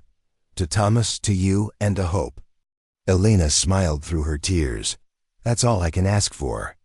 The next morning, Jacob set out for Harmony Falls before dawn, carrying Elena's wedding ring and Martha's carefully assembled evidence.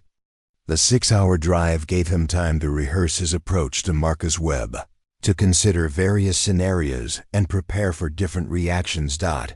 As he crossed the state line into the territory where Carmen Rodriguez wielded her influence, Jacob felt the weight of responsibility settling on his shoulders. Elena and Hope were counting on him to return with evidence that could protect them from a woman who'd already committed murder to cover her crimes. The landscape gradually changed from Montana's rolling plains to the more densely populated valleys of central Colorado. Harmony Falls sat nestled between two mountain ranges, a prosperous-looking town that bore the marks of successful commerce and careful civic planning. Jacob drove through the main business district, noting the Rodriguez construction signs on several buildings under renovation. Carmen's family business was clearly a significant presence in the local economy, which explained her political influence and social standing. Marcus Webb's law office occupied a brick building near the courthouse, with a small parking lot and a professional sign that suggested a successful but not ostentatious practice. Jacob sat in his truck for several minutes, gathering his courage for what might be the most important conversation of his life. The receptionist, a woman in her 50s, with kind eyes and graying hair, greeted him with professional courtesy when he entered the office. "I'd like to speak with Mr. Webb about a legal matter involving Thomas Rodriguez," Jacob said, hoping that Thomas's name would ensure immediate attention. The receptionist's expression grew somber. "Mr. Webb is available." He was very close to Thomas. "May I tell him who's asking?" "Jacob Matthews. I'm here on behalf of Thomas's widow, Elena." The receptionist disappeared into the inner office, returning moments later with Marcus Webb himself. The lawyer was a man in his 40s with intelligent eyes and the bearing of someone accustomed to dealing with serious legal matters. "Mr. Matthews? I'm Marcus Webb. Please come into my office. I understand you're here about Elena Rodriguez." Jacob followed the lawyer into a comfortable office lined with law books and legal certificates. Marcus gestured for him to sit in a leather chair across from a mahogany desk that spoke of professional success and established clientele. "I have to say, I've been wondering about Elena's whereabouts," Marcus began. "Carmen Rodriguez has been telling people some very disturbing stories about her daughter-in-law's mental state and possible involvement in Thomas's death." Jacob pulled Elena's wedding ring from his pocket and placed it on Marcus's desk. "Elena asked me to show you this.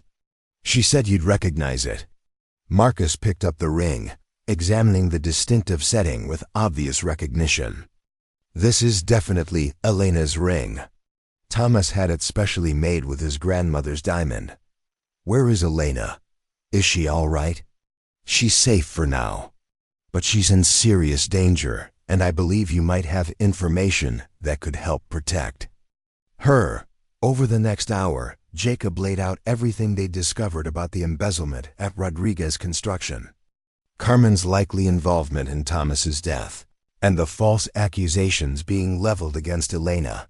He presented Martha's evidence methodically, watching Marcus's expression grow increasingly grave as the scope of the conspiracy became clear. "This is all very disturbing," Marcus said when Jacob finished his presentation. And unfortunately, it aligns with some concerns Thomas shared with me in the weeks before his death. Jacob felt his heart race with anticipation. What kind of concerns? Marcus walked to a filing cabinet and withdrew a sealed envelope that he placed on his desk between them. Thomas brought me this envelope 3 days before he died. He said he'd discovered something terrible about his family's business and asked me to keep these documents safe. He seemed genuinely frightened, said he wasn't sure who he could trust. Jacob stared at the envelope, hardly daring to hope that it contained the evidence they desperately needed. "Have you opened it?" he asked. "No, Thomas asked me to keep it. Sealed unless something happened to him. After his death, I almost opened it several times, but Carmen's accusations against Elena made me cautious. I wasn't sure what to believe." Jacob leaned forward urgently. "Mr. Webb, Elena is innocent. She loved Thomas deeply, and she's being framed by the real criminals. Whatever's in that envelope might be the only thing that can save her and protect her baby." Marcus studied Jacob's face carefully, seeming to weigh his sincerity against the seriousness of the accusations. "You really believe Carmen Rodriguez killed her own son?" he asked.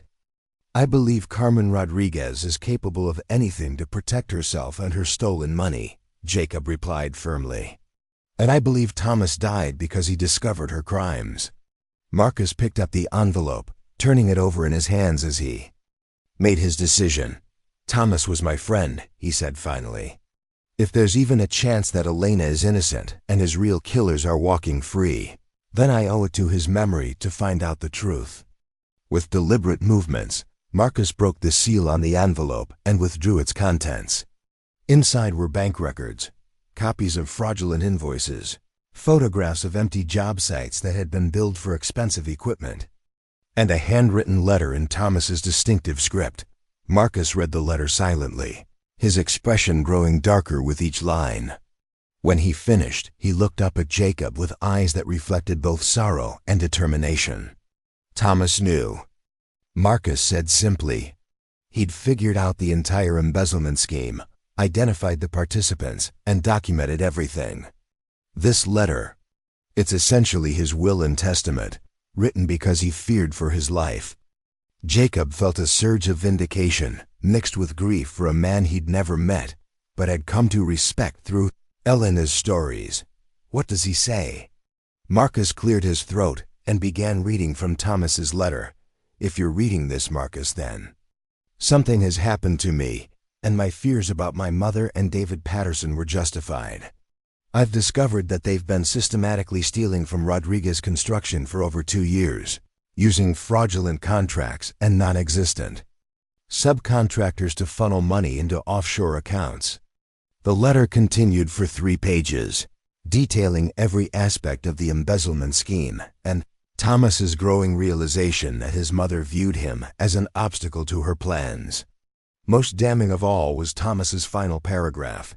"I confronted my mother tonight about the evidence I've gathered. She didn't deny the theft, but she made it clear that she won't allow me to expose her crimes. She said the family business is more important than any individual family member, including me. I'm changing my will tomorrow to protect Elena and our unborn child, but I fear that decision may have sealed my fate. If something happens to me, please ensure that Elena receives these documents and knows that I loved her until the very end." Marcus set down the letter with hands that trembled slightly. Dear God, Thomas knew his mother was planning to kill him.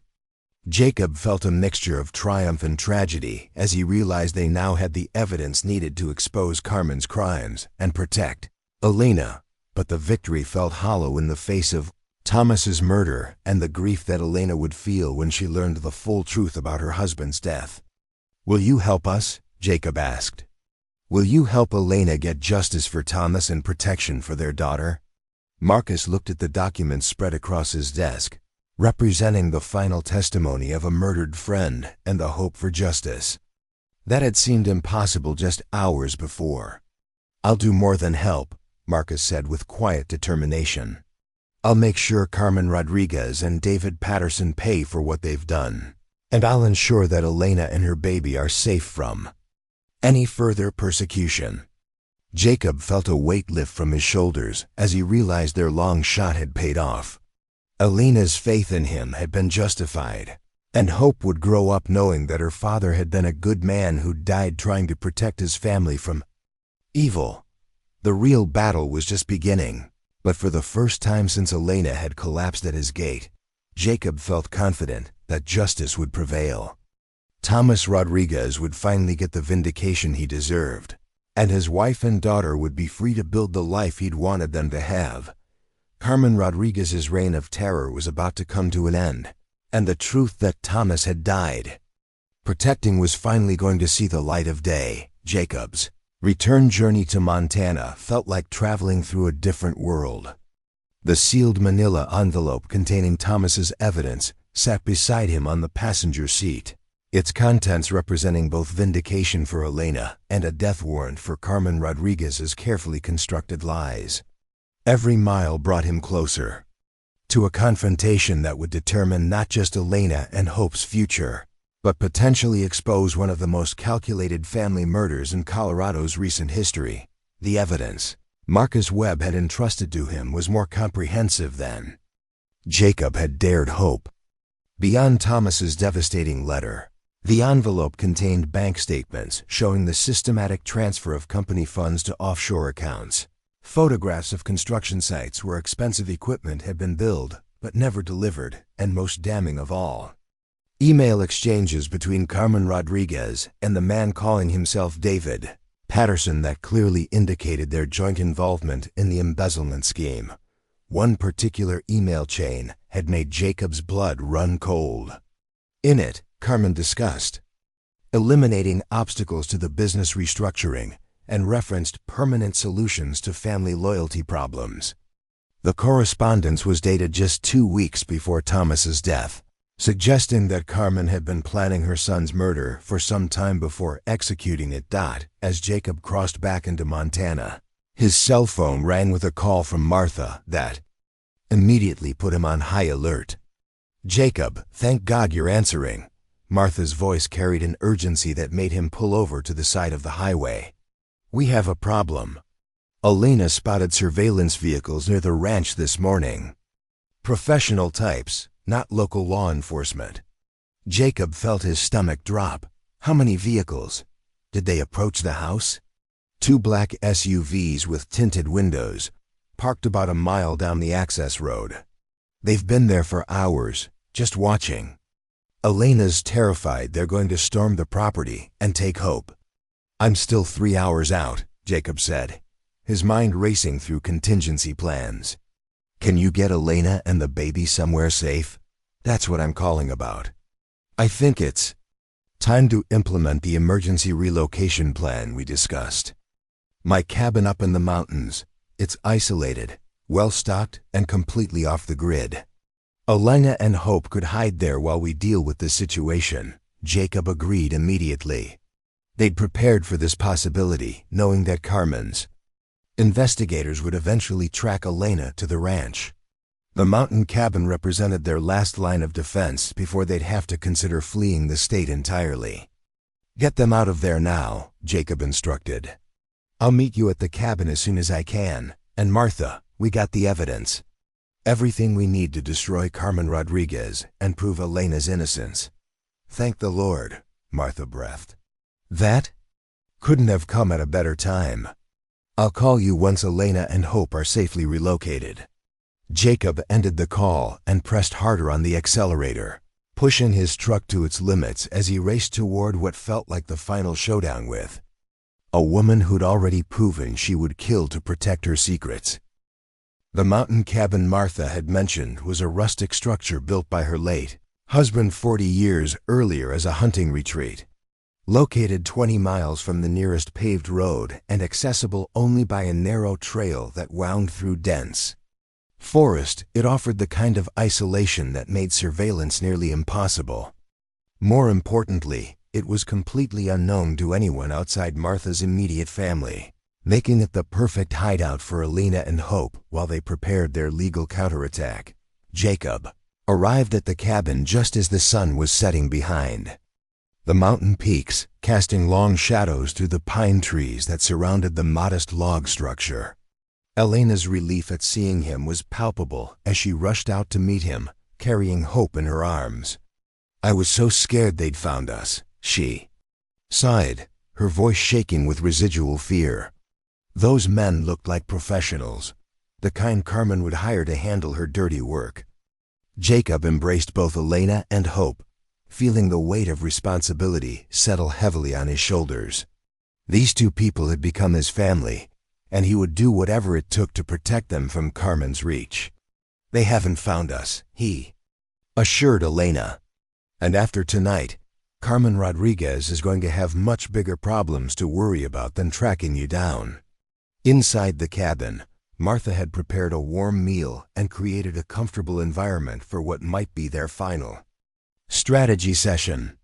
The main room featured a stone fireplace, comfortable furniture, and oil lamps that provided warm light without the need for electricity that might reveal their location to anyone monitoring power grids. Jacob spread Thomas's documents across the wooden dining table, watching Elena's face as she saw for the first time the full scope of her late husband's investigation into his mother's crimes. The evidence was overwhelming: bank records, fraudulent contracts, email exchanges, and most heartbreaking of all, Thomas's handwritten letter detailing his fears about his mother's plans. "He knew," Elena whispered as she read Thomas's final words. "He knew Carmen was planning to kill him, and he tried to protect us anyway." Jacob watched tears stream down Elena's face as she processed the revelation that her husband had died not in a random accident, but as the victim of a calculated murder orchestrated by his own mother. The grief was devastating, but Jacob could also see anger building in Elena's eyes, a righteous fury that would fuel their fight for justice. "Thomas was a good man who died trying to protect his family," Jacob said gently. "Now it's our turn to finish what he started." Martha had been studying the financial documents with the sharp eye of someone who'd spent decades managing budgets and analyzing complex information. "The embezzlement is even worse than we initially thought," she reported. "According to these bank records, Carmen and Patterson have stolen nearly $3 million over the past 2.5 years. They've essentially bankrupted Rodriguez Construction while making it appear profitable on paper." Elena looked up from Thomas's letter with confusion. But how is that possible? The company was still getting new contracts, still completing projects. How could it be bankrupt? Ponzi scheme, Jacob realized, his experience with ranch finances helping him understand the mechanism. They were using money from new contracts to pay the bills from previous jobs, while skimming the profits into their offshore accounts. As long as new business kept coming in, they could maintain the illusion of prosperity. "But that kind of scheme has to collapse eventually," Martha pointed out. "What was their endgame?" Jacob studied the email exchanges between Carmen and Patterson, noting references to exit strategies and asset liquidation plans that painted a disturbing picture of their ultimate intentions. They were planning to disappear, he concluded. Once they'd stolen everything of value, they would have blamed the company's collapse on mismanagement by Thomas, taken their offshore money, and started new lives somewhere beyond the reach of U.S. law enforcement. Elena felt sick as she realized how thoroughly Carmen had planned to destroy not just Thomas, but the entire family legacy his grandfather had built over decades of honest work. She was going to let Thomas take the blame for bankrupting the company. "That's been in his family for 3 generations. Elena said with growing anger. She would have destroyed his reputation along with everything else. "But Thomas figured it out before she could complete her plan," Martha observed. "When he changed his will to leave everything to Elena, he forced Carmen to accelerate her timeline." Jacob nodded grimly. Carmen couldn't afford to let Thomas expose her crimes or transfer ownership of the company to Elena. She had to eliminate him before he could act on what he'd discovered. The full scope of Carmen's betrayal was staggering in its calculated cruelty. She'd murdered her own son to protect stolen money, then attempted to frame his pregnant widow for the crime to ensure there would be no further investigation into the company's finances. "What's our next move?" Elena asked, her voice steady despite the emotional turmoil she was clearly experiencing. Jacob had been thinking about their strategy during his drive from Harmony Falls, and Thomas's evidence had confirmed his initial instincts about the best way to proceed. "We take this evidence to the FBI," he said. "This isn't just a local murder case anymore. It's interstate financial fraud involving millions of dollars. Federal authorities will have the resources and jurisdiction to pursue Carmen regardless of her local political connections." Martha agreed with the strategy but raised an important practical concern. "Federal investigations take time, and Carmen's people are getting closer to finding Elena. We need to protect you both until the authorities can take her into custody." Elena looked around the cabin that had become their temporary sanctuary, understanding that even this remote hideout might not remain secure indefinitely. "How long do you think we have?" she asked. "Maybe a few days," Jacob estimated. "Carmen's investigators are thorough, and they'll eventually expand their search to include properties owned by Martha's family. We need to move quickly." Over the next several hours, they refined their plan with the precision of military strategists preparing for a crucial battle. Jacob would contact the FBI field office in Denver first thing in the morning using Marcus Webb's credentials as Thomas's attorney to ensure their evidence received immediate attention. Martha would coordinate with her contacts in local law enforcement to ensure Elena's safety once federal authorities took over the case. Elena's role would be the most difficult. She would need to prepare herself for intensive questioning by federal agents, media attention once Carmen's arrest became public, and the emotional challenge of testifying against her late husband's mother in what would likely be a highly publicized trial. "Are you ready for that?" Jacob asked gently. "Facing Carmen in court, having your private life examined by lawyers and reporters?" Elena looked down at Hope, who was sleeping peacefully in her carrier, blissfully unaware of the adult drama surrounding her young life.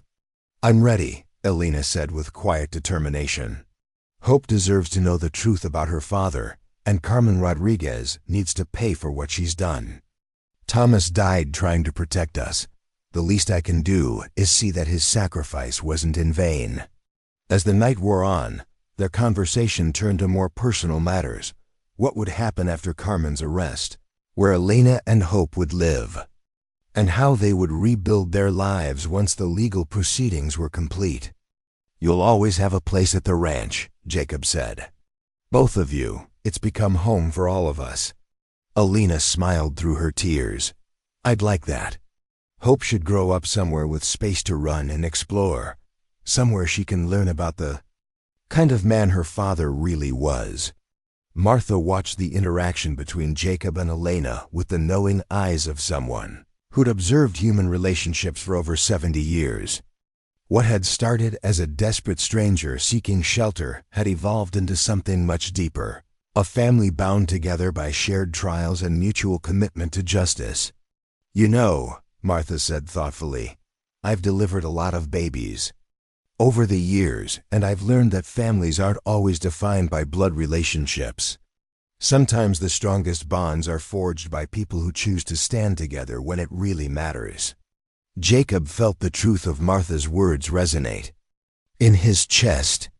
His relationship with Elena and Hope had grown into something that transcended their original circumstances. They'd become his family in every way that mattered, and he couldn't imagine his life without them. The next morning brought both hope and danger in equal measure. Jacob's call to the FBI Denver field office resulted in an immediate request for a meeting, with federal agents expressing serious interest in the evidence against Carmen Rodriguez. The Financial Crimes Unit had apparently been tracking suspicious activity related to construction industry money laundering, and Thomas's documents provided crucial missing pieces to their investigation. However, Martha's morning reconnaissance revealed that Carmen's surveillance teams had expanded their search and were now systematically checking properties throughout the region. The mountain cabin remained undiscovered, but it was only a matter of time before their sanctuary would be compromised. "We need to get Elena and Hope to the FBI office today," Jacob concluded after weighing their options. "It's the only way to ensure their safety while the federal investigation moves forward." The journey to Denver would be risky, requiring them to travel through areas where Carmen's people might be watching for Elena. But staying hidden in the mountains while federal agents prepared their case would be even more dangerous.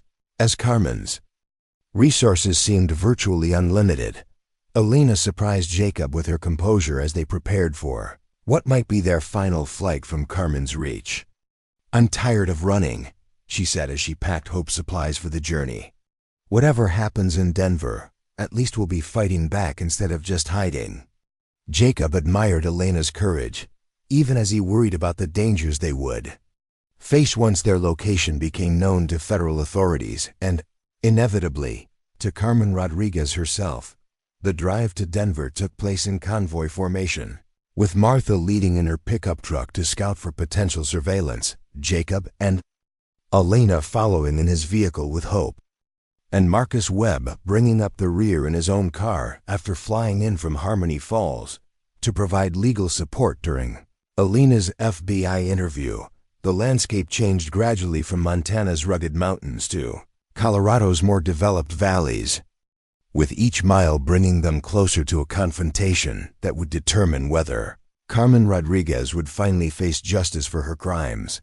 Elena spent much of the journey rehearsing her testimony, reviewing the timeline of events that had led to Thomas's death and her subsequent flight from Harmony Falls. Jacob could see the emotional toll the preparation was taking on her, but he also noticed a growing strength and determination that reminded him of the courage she'd shown during Hope's difficult birth.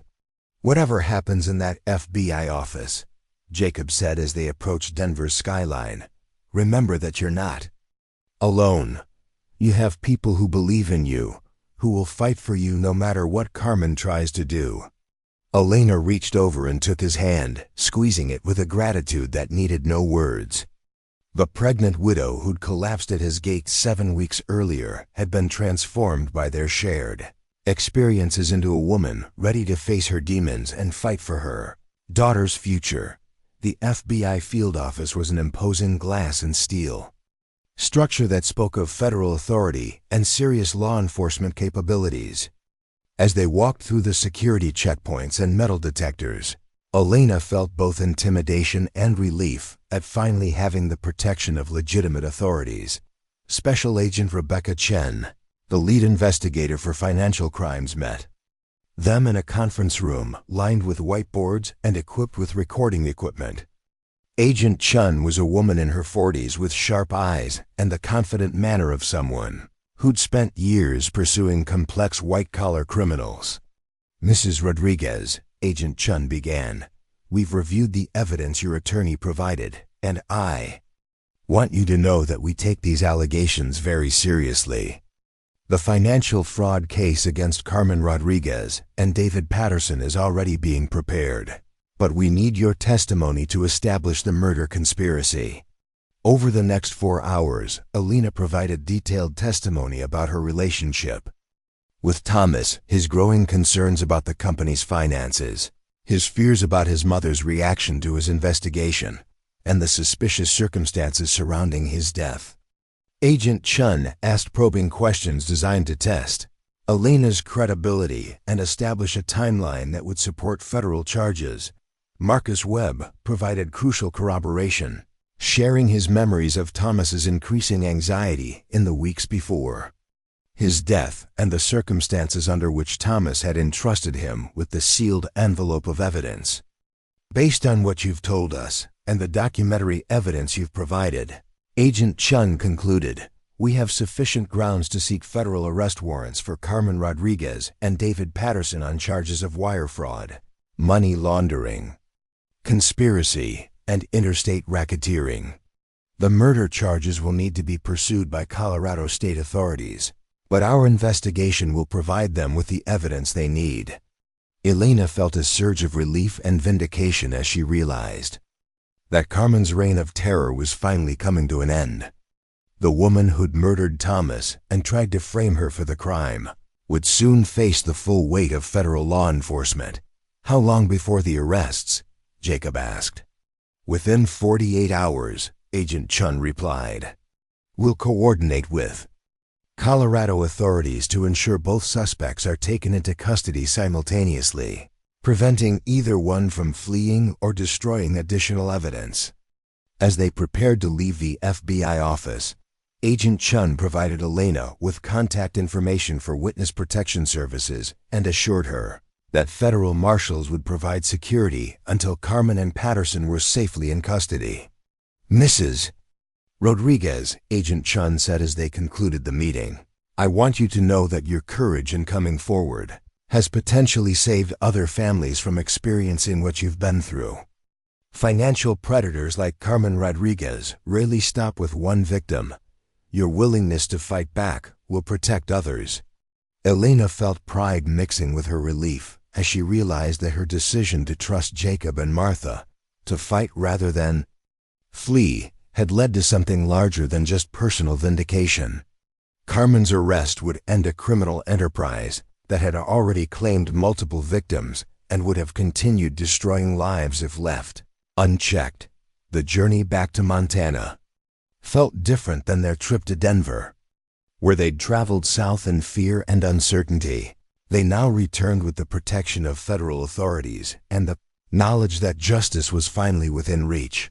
Hope seemed to sense the change in her mother's mood, babbling happily in her car seat as they drove through the mountain passes that led home to Jacob's ranch. The baby who'd been born into crisis and uncertainty would now grow up knowing that her father had been a hero who died protecting his family from evil. What happens now? Elena asked as they approached the familiar landmarks near Cedar Creek. Now, we wait for Carmen to be arrested, Jacob replied. And then we start building the life Thomas wanted you and Hope to have. Elena smiled at the thought of a future free from fear and persecution. The pregnant widow who'd collapsed at Jacob's gate had been transformed by their shared experiences into a woman ready to embrace new possibilities and build a family with the man who'd saved her life. The ranch that had once been Jacob's refuge from the world had become something much more important, a home where love could heal old wounds and where justice could triumph over greed and betrayal. As they pulled into the familiar driveway, Elena realized that the journey that had begun with Thomas's murder and her desperate flight would end with the creation of something beautiful and lasting. Carmen Rodriguez's crimes would soon be exposed. But more importantly, Elena and Jacob had discovered that even the darkest circumstances could lead to hope and redemption when people chose to stand together against injustice. Their love story had been forged in crisis, but it would endure long after their enemies had been brought to justice. The pregnant widow's collapse at Jacob's gate had been the beginning of both their salvation and Carmen Rodriguez's downfall. Now, as they prepared for the final phase of their battle, Elena knew that whatever the future held, she would face it with the support of a man who'd proven that true strength came from protecting others rather than pursuing selfish interests. Hope's future was finally secure, and Elena's long nightmare was about to end. The truth that Thomas had died protecting would finally see the light of day, and his sacrifice would be vindicated through the federal prosecution of the woman who'd betrayed everything he'd believed in about family loyalty and moral obligation. Carmen Rodriguez had underestimated the power of truth and the courage of people fighting for justice. Her calculated cruelty had created the very enemies who would ultimately destroy her, and her victim's widow would live to see that justice was finally served. 5 years had passed since Elena collapsed at Jacob's gate during that fateful storm, and the ranch that had once been a monument to grief had become a beacon of hope for families across the nation. The Thomas Rodriguez Justice Foundation now operated from a beautiful facility built on the eastern portion of Jacob's property. Its modern offices and conference rooms, a testament to how far they'd come from those desperate, early days of hiding and fear. Elena stood at the window of her office, watching Hope play in the Foundation's children's area with the sons and daughters of other families who'd sought their help. At 6 years old, Hope was a confident, joyful child who spoke fluent Spanish and English, rode horses with fearless enthusiasm, and showed an early interest in helping others that reminded Elena powerfully of Thomas's compassionate nature. Foundation had grown beyond Elena's wildest dreams, now employing over 30 staff members including lawyers, investigators, counselors, and administrative support personnel. They'd assisted more than 200 families in cases ranging from corporate fraud to domestic financial abuse, achieving an 85% success rate in securing justice for their clients. Jacob entered Elena's office carrying 2 cups of coffee and the satisfied expression of someone who'd just finished a particularly productive meeting. "The Patterson Foundation just approved our grant request," he announced, settling into the chair across from Elena's desk. "We'll have funding for the new whistleblower protection program." Elena smiled at the irony that David Patterson's cooperation with federal prosecutors had led to a plea agreement, requiring him to establish a foundation focused on corporate crime prevention. Patterson's foundation regularly funded programs like theirs, creating a situation where the former criminal was now inadvertently supporting efforts to catch others like himself. "How much?" Elena asked. $3 million over 3 years. "Enough to expand our legal team and establish satellite offices in Phoenix and Atlanta." Elena felt the familiar surge of excitement that came with each expansion of their ability to help families in crisis.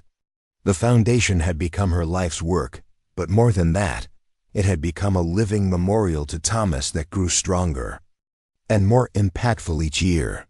"Martha called this morning," Elena continued, updating Jacob on their extended family's activities. "She wants to bring her new foster daughter by next week. Apparently, the girl's family was targeted by an insurance fraud scheme, and Martha thinks we might be able to help." At 78, Martha Hayes continued to serve as the Foundation's chief advocate and grandmother figure to Hope. Her decision to become a foster parent for children from troubled families had surprised everyone. But Martha's explanation was characteristically practical. "I've got wisdom to share and love to give. Might as well put them to good use." Jacob reviewed the files spread across Elena's desk, noting the diversity of cases they were currently handling. A military family being defrauded by a housing contractor in Texas, a small business owner whose accounting firm had embezzled hundreds of thousands of dollars in California, an elderly couple in Florida whose adult children were systematically stealing their retirement savings. "Each case reminds me of our own story," Elena observed, watching Jacob study the files. Ordinary people being victimized by those they trusted, feeling powerless against wealth and influence. "The difference is that now they have somewhere to turn," Jacob replied. "They don't have to face it alone like you did." Elena thought about the hundreds of thank you letters they'd received over the years from families whose lives had been transformed by the Foundation's intervention. Each letter represented not just a legal victory, but a family that could sleep peacefully knowing that justice was possible, even for those without power or resources. The Foundation's success had brought unexpected recognition, including a presidential award for excellence in community service that Elena had accepted at the White House the previous year. Standing in the Oval Office with Hope beside her, Elena had felt Thomas's presence strongly, as if he was finally seeing the good that had emerged from his tragic death. "Mommy, can we go riding after lunch?" Hope asked, bursting into the office with the boundless energy of a 6-year-old who'd been sitting still too long. "Of course, sweetheart," Elena replied, lifting Hope onto her lap. "Did you finish your lessons with Mrs. Patterson?" Hope nodded enthusiastically. Mrs. Patterson was their live-in tutor, a retired teacher who'd moved to the ranch to provide Hope with personalized education while allowing Elena and Jacob to maintain their demanding work schedule. She taught me about butterflies today, Hope explained. Did you know they start as caterpillars and completely change into something beautiful? Elena exchanged a meaningful glance with Jacob, both recognizing the metaphor in Hope's innocent observation. Their own transformation from victims to advocates had been similarly dramatic, though far more complicated than a butterfly's metamorphosis. That's called transformation, Elena explained to Hope. Sometimes the most beautiful things come from the most difficult beginnings. Hope considered this with the serious expression she wore when processing new concepts, like how Daddy Thomas died. But then our foundation helps other families so they don't have to be sad. Elena felt tears spring to her eyes at Hope's mature understanding of their family story. Despite her young age, Hope had absorbed the values that drove the foundation's work and understood that her father's death had meaning beyond the tragedy itself. Exactly like that, Elena confirmed, hugging her daughter tightly. Your daddy would be very proud of how we've honored his memory. That afternoon, as promised, Elena and Hope went horseback riding through the Montana countryside that had become their permanent home. Hope rode her own pony, a gentle mare named Buttercup that Jacob had trained specifically for a child rider, while Elena accompanied her on Thunder, the horse that had replaced Jacob's aging mount from their early days together. The landscape around them showed signs of the ranch's prosperity and growth. New fencing enclosed expanded pastures where cattle grazed peacefully. A modern barn housed the horses and farm equipment needed to maintain their agricultural operations. Gardens, designed by Elena, provided fresh vegetables for their household and beautiful flowers that attracted butterflies and hummingbirds. Tell me the story again, Hope requested as they rode along the familiar trail that led to their favorite picnic spot beside a clear mountain stream. Elena knew exactly which story Hope wanted to hear, the tale of how she'd arrived at the ranch during a terrible storm and how Jacob had saved both their lives through his kindness and courage. It was a dark and stormy night, Elena began, using the dramatic tone that always delighted Hope. I was very scared and alone, carrying you in my tummy, when I saw the lights of Uncle Jacob's house. Elena had adapted the story for Hope's young ears, emphasizing the themes of kindness, courage, and justice while avoiding the more frightening details of Carmen's pursuit and Thomas's murder. Hope would learn the complete truth when she was older, but for now, the simplified version provided important lessons about helping others and standing up for what was right. And then Uncle Jacob became my daddy, Hope concluded, as she always did when Elena finished the story. That's right, Elena confirmed. Sometimes families are created by love and choice, not just by blood. They reached their destination and dismounted to enjoy the lunch Elena had packed in her saddlebags. The peaceful sound of flowing water and birdsong provided a soundtrack for their conversation about Hope's studies, her friends at the foundation, and her plans for her upcoming 7th birthday party. Can we invite all the kids whose families we've helped? Hope asked, referring to the growing network of children connected to the foundation's work. That's a wonderful idea, Elena agreed. We'll need a big cake to feed everyone. As they prepared to return to the ranch, Elena received a call on her satellite phone from Marcus Webb, who now served as the foundation's chief legal counsel while maintaining his practice in Harmony Falls. Elena, I have news about the Williamson case, Marcus reported, his excitement evident even through the phone's speaker. The jury just returned a guilty verdict on all counts. The insurance company executives will each serve at least 10 years, and the family will receive full restitution plus punitive damages. Elena felt the familiar satisfaction that came with each successful case, but also the soberness that accompanied any reminder of the suffering families endured before finding help. How's Mrs. Williamson handling the news? Elena asked. Better than expected. She said to tell you that knowing her husband's death wasn't in vain has brought her more peace than she thought possible. Elena understood Mrs. Williamson's feelings completely.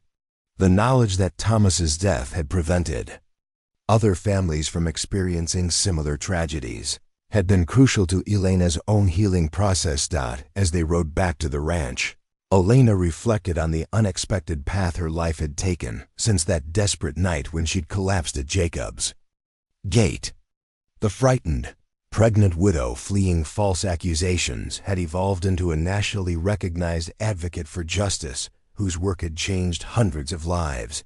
That evening, the family gathered for dinner in the ranch house's expanded dining room, which could now accommodate the various guests and staff members who regularly joined them for meals. Tonight's group included Martha and her current foster daughter, a shy 12-year-old named Sophia, whose family had been victimized by an employment scam that left them destitute.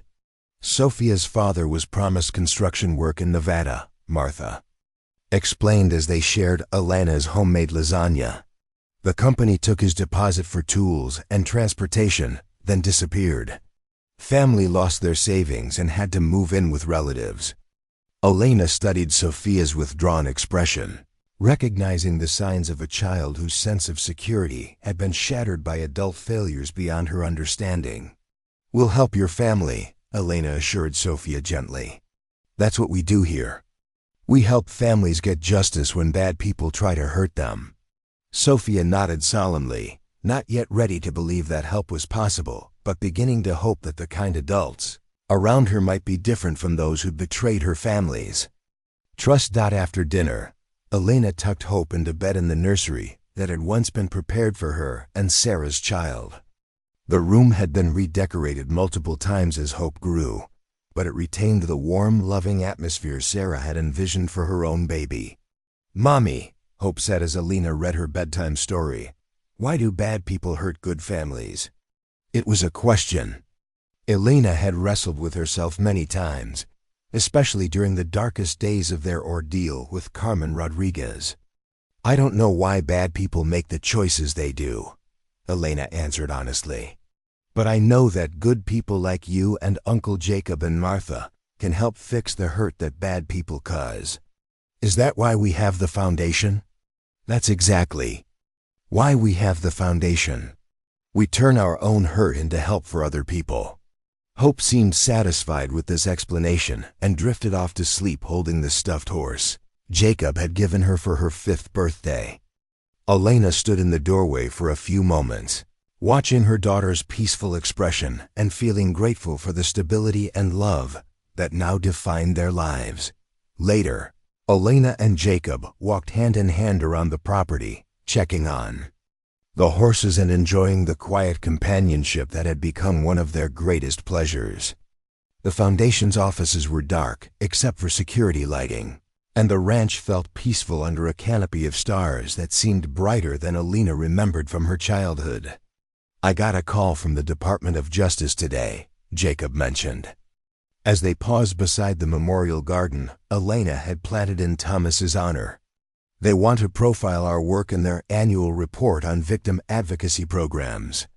Elena wasn't surprised by the government's interest in their foundation.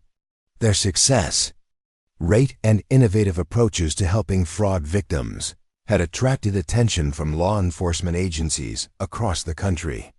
Did they say what specifically they wanted to highlight? The integrated support model, providing legal, financial, and emotional assistance all in one place. Apparently, most victim advocacy programs focus on just one aspect of recovery. Elena nodded, remembering her own experience of feeling overwhelmed by the different types of help she'd needed during their fight against Carmen. The Foundation's comprehensive approach had grown out of that personal understanding of how complex recovery could be for families facing powerful enemies. "We should do it," Elena decided. "The more attention we get, the more families we can help." They continued their evening walk, discussing plans for the Foundation's expansion and their family's future. Hope would start formal schooling in the fall, though she'd continue living at the ranch and receiving supplemental education from Mrs. Patterson, Elena, and Jacob were considering adopting Sophia if her family situation couldn't be stabilized, giving Hope a sister and providing Sophia with the security she desperately needed. Sometimes I wonder what Thomas would think of our life together, Elena mused as they returned to the house. Jacob considered the question carefully. I think he'd be happy that you found love again, and proud that his death led to something that helps so many people. Elena agreed, feeling confident that Thomas would approve of the choices she'd made and the family she'd built with Jacob. Their love story had grown from tragedy, but it had created something beautiful and lasting that honored Thomas's memory. While building a better future for Hope. As they prepared for bed, Elena reflected on the day's events and the larger journey that had brought them to this moment of contentment and purpose. The foundation would continue growing, helping more families, exposing more corruption, and proving that justice was possible even for those who seemed powerless. Hope would grow up surrounded by examples of courage, integrity, and service to others. She would know that her biological father had been a hero who died protecting his family, and that her adoptive father had shown equal heroism by choosing to fight for strangers who needed help. Elena herself had been transformed from a victim into an advocate, from someone who'd lost everything into someone who could give hope to others facing similar darkness. The pregnant widow who'd collapsed at Jacob's gate had become a nationally recognized leader in the fight against corporate crime and family financial abuse.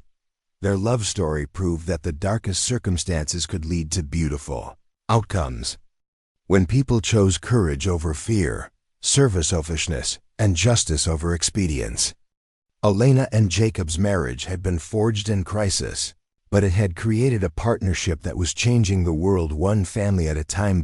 As Elena drifted off to sleep beside the man who'd saved her life in every way that mattered, she felt profound gratitude for the storm that had brought her to his gate and the courage they'd found to fight for what was right.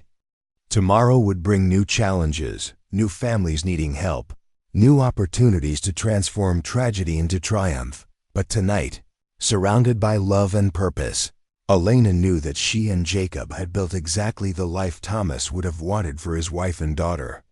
Their story of justice and redemption would continue inspiring others for generations to come, proving that love could indeed conquer all.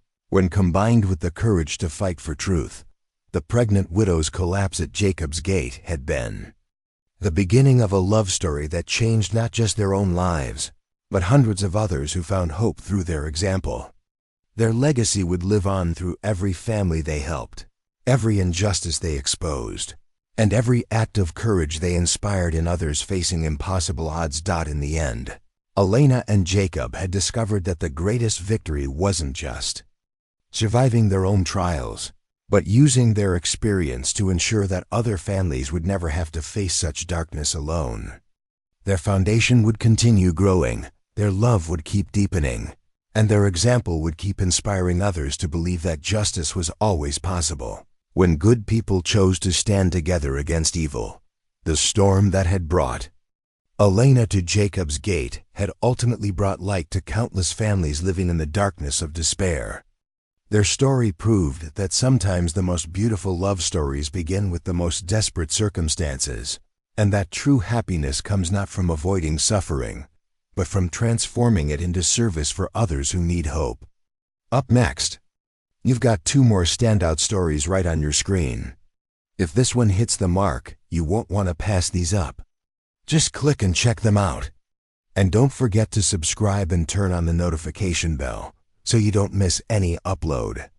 From us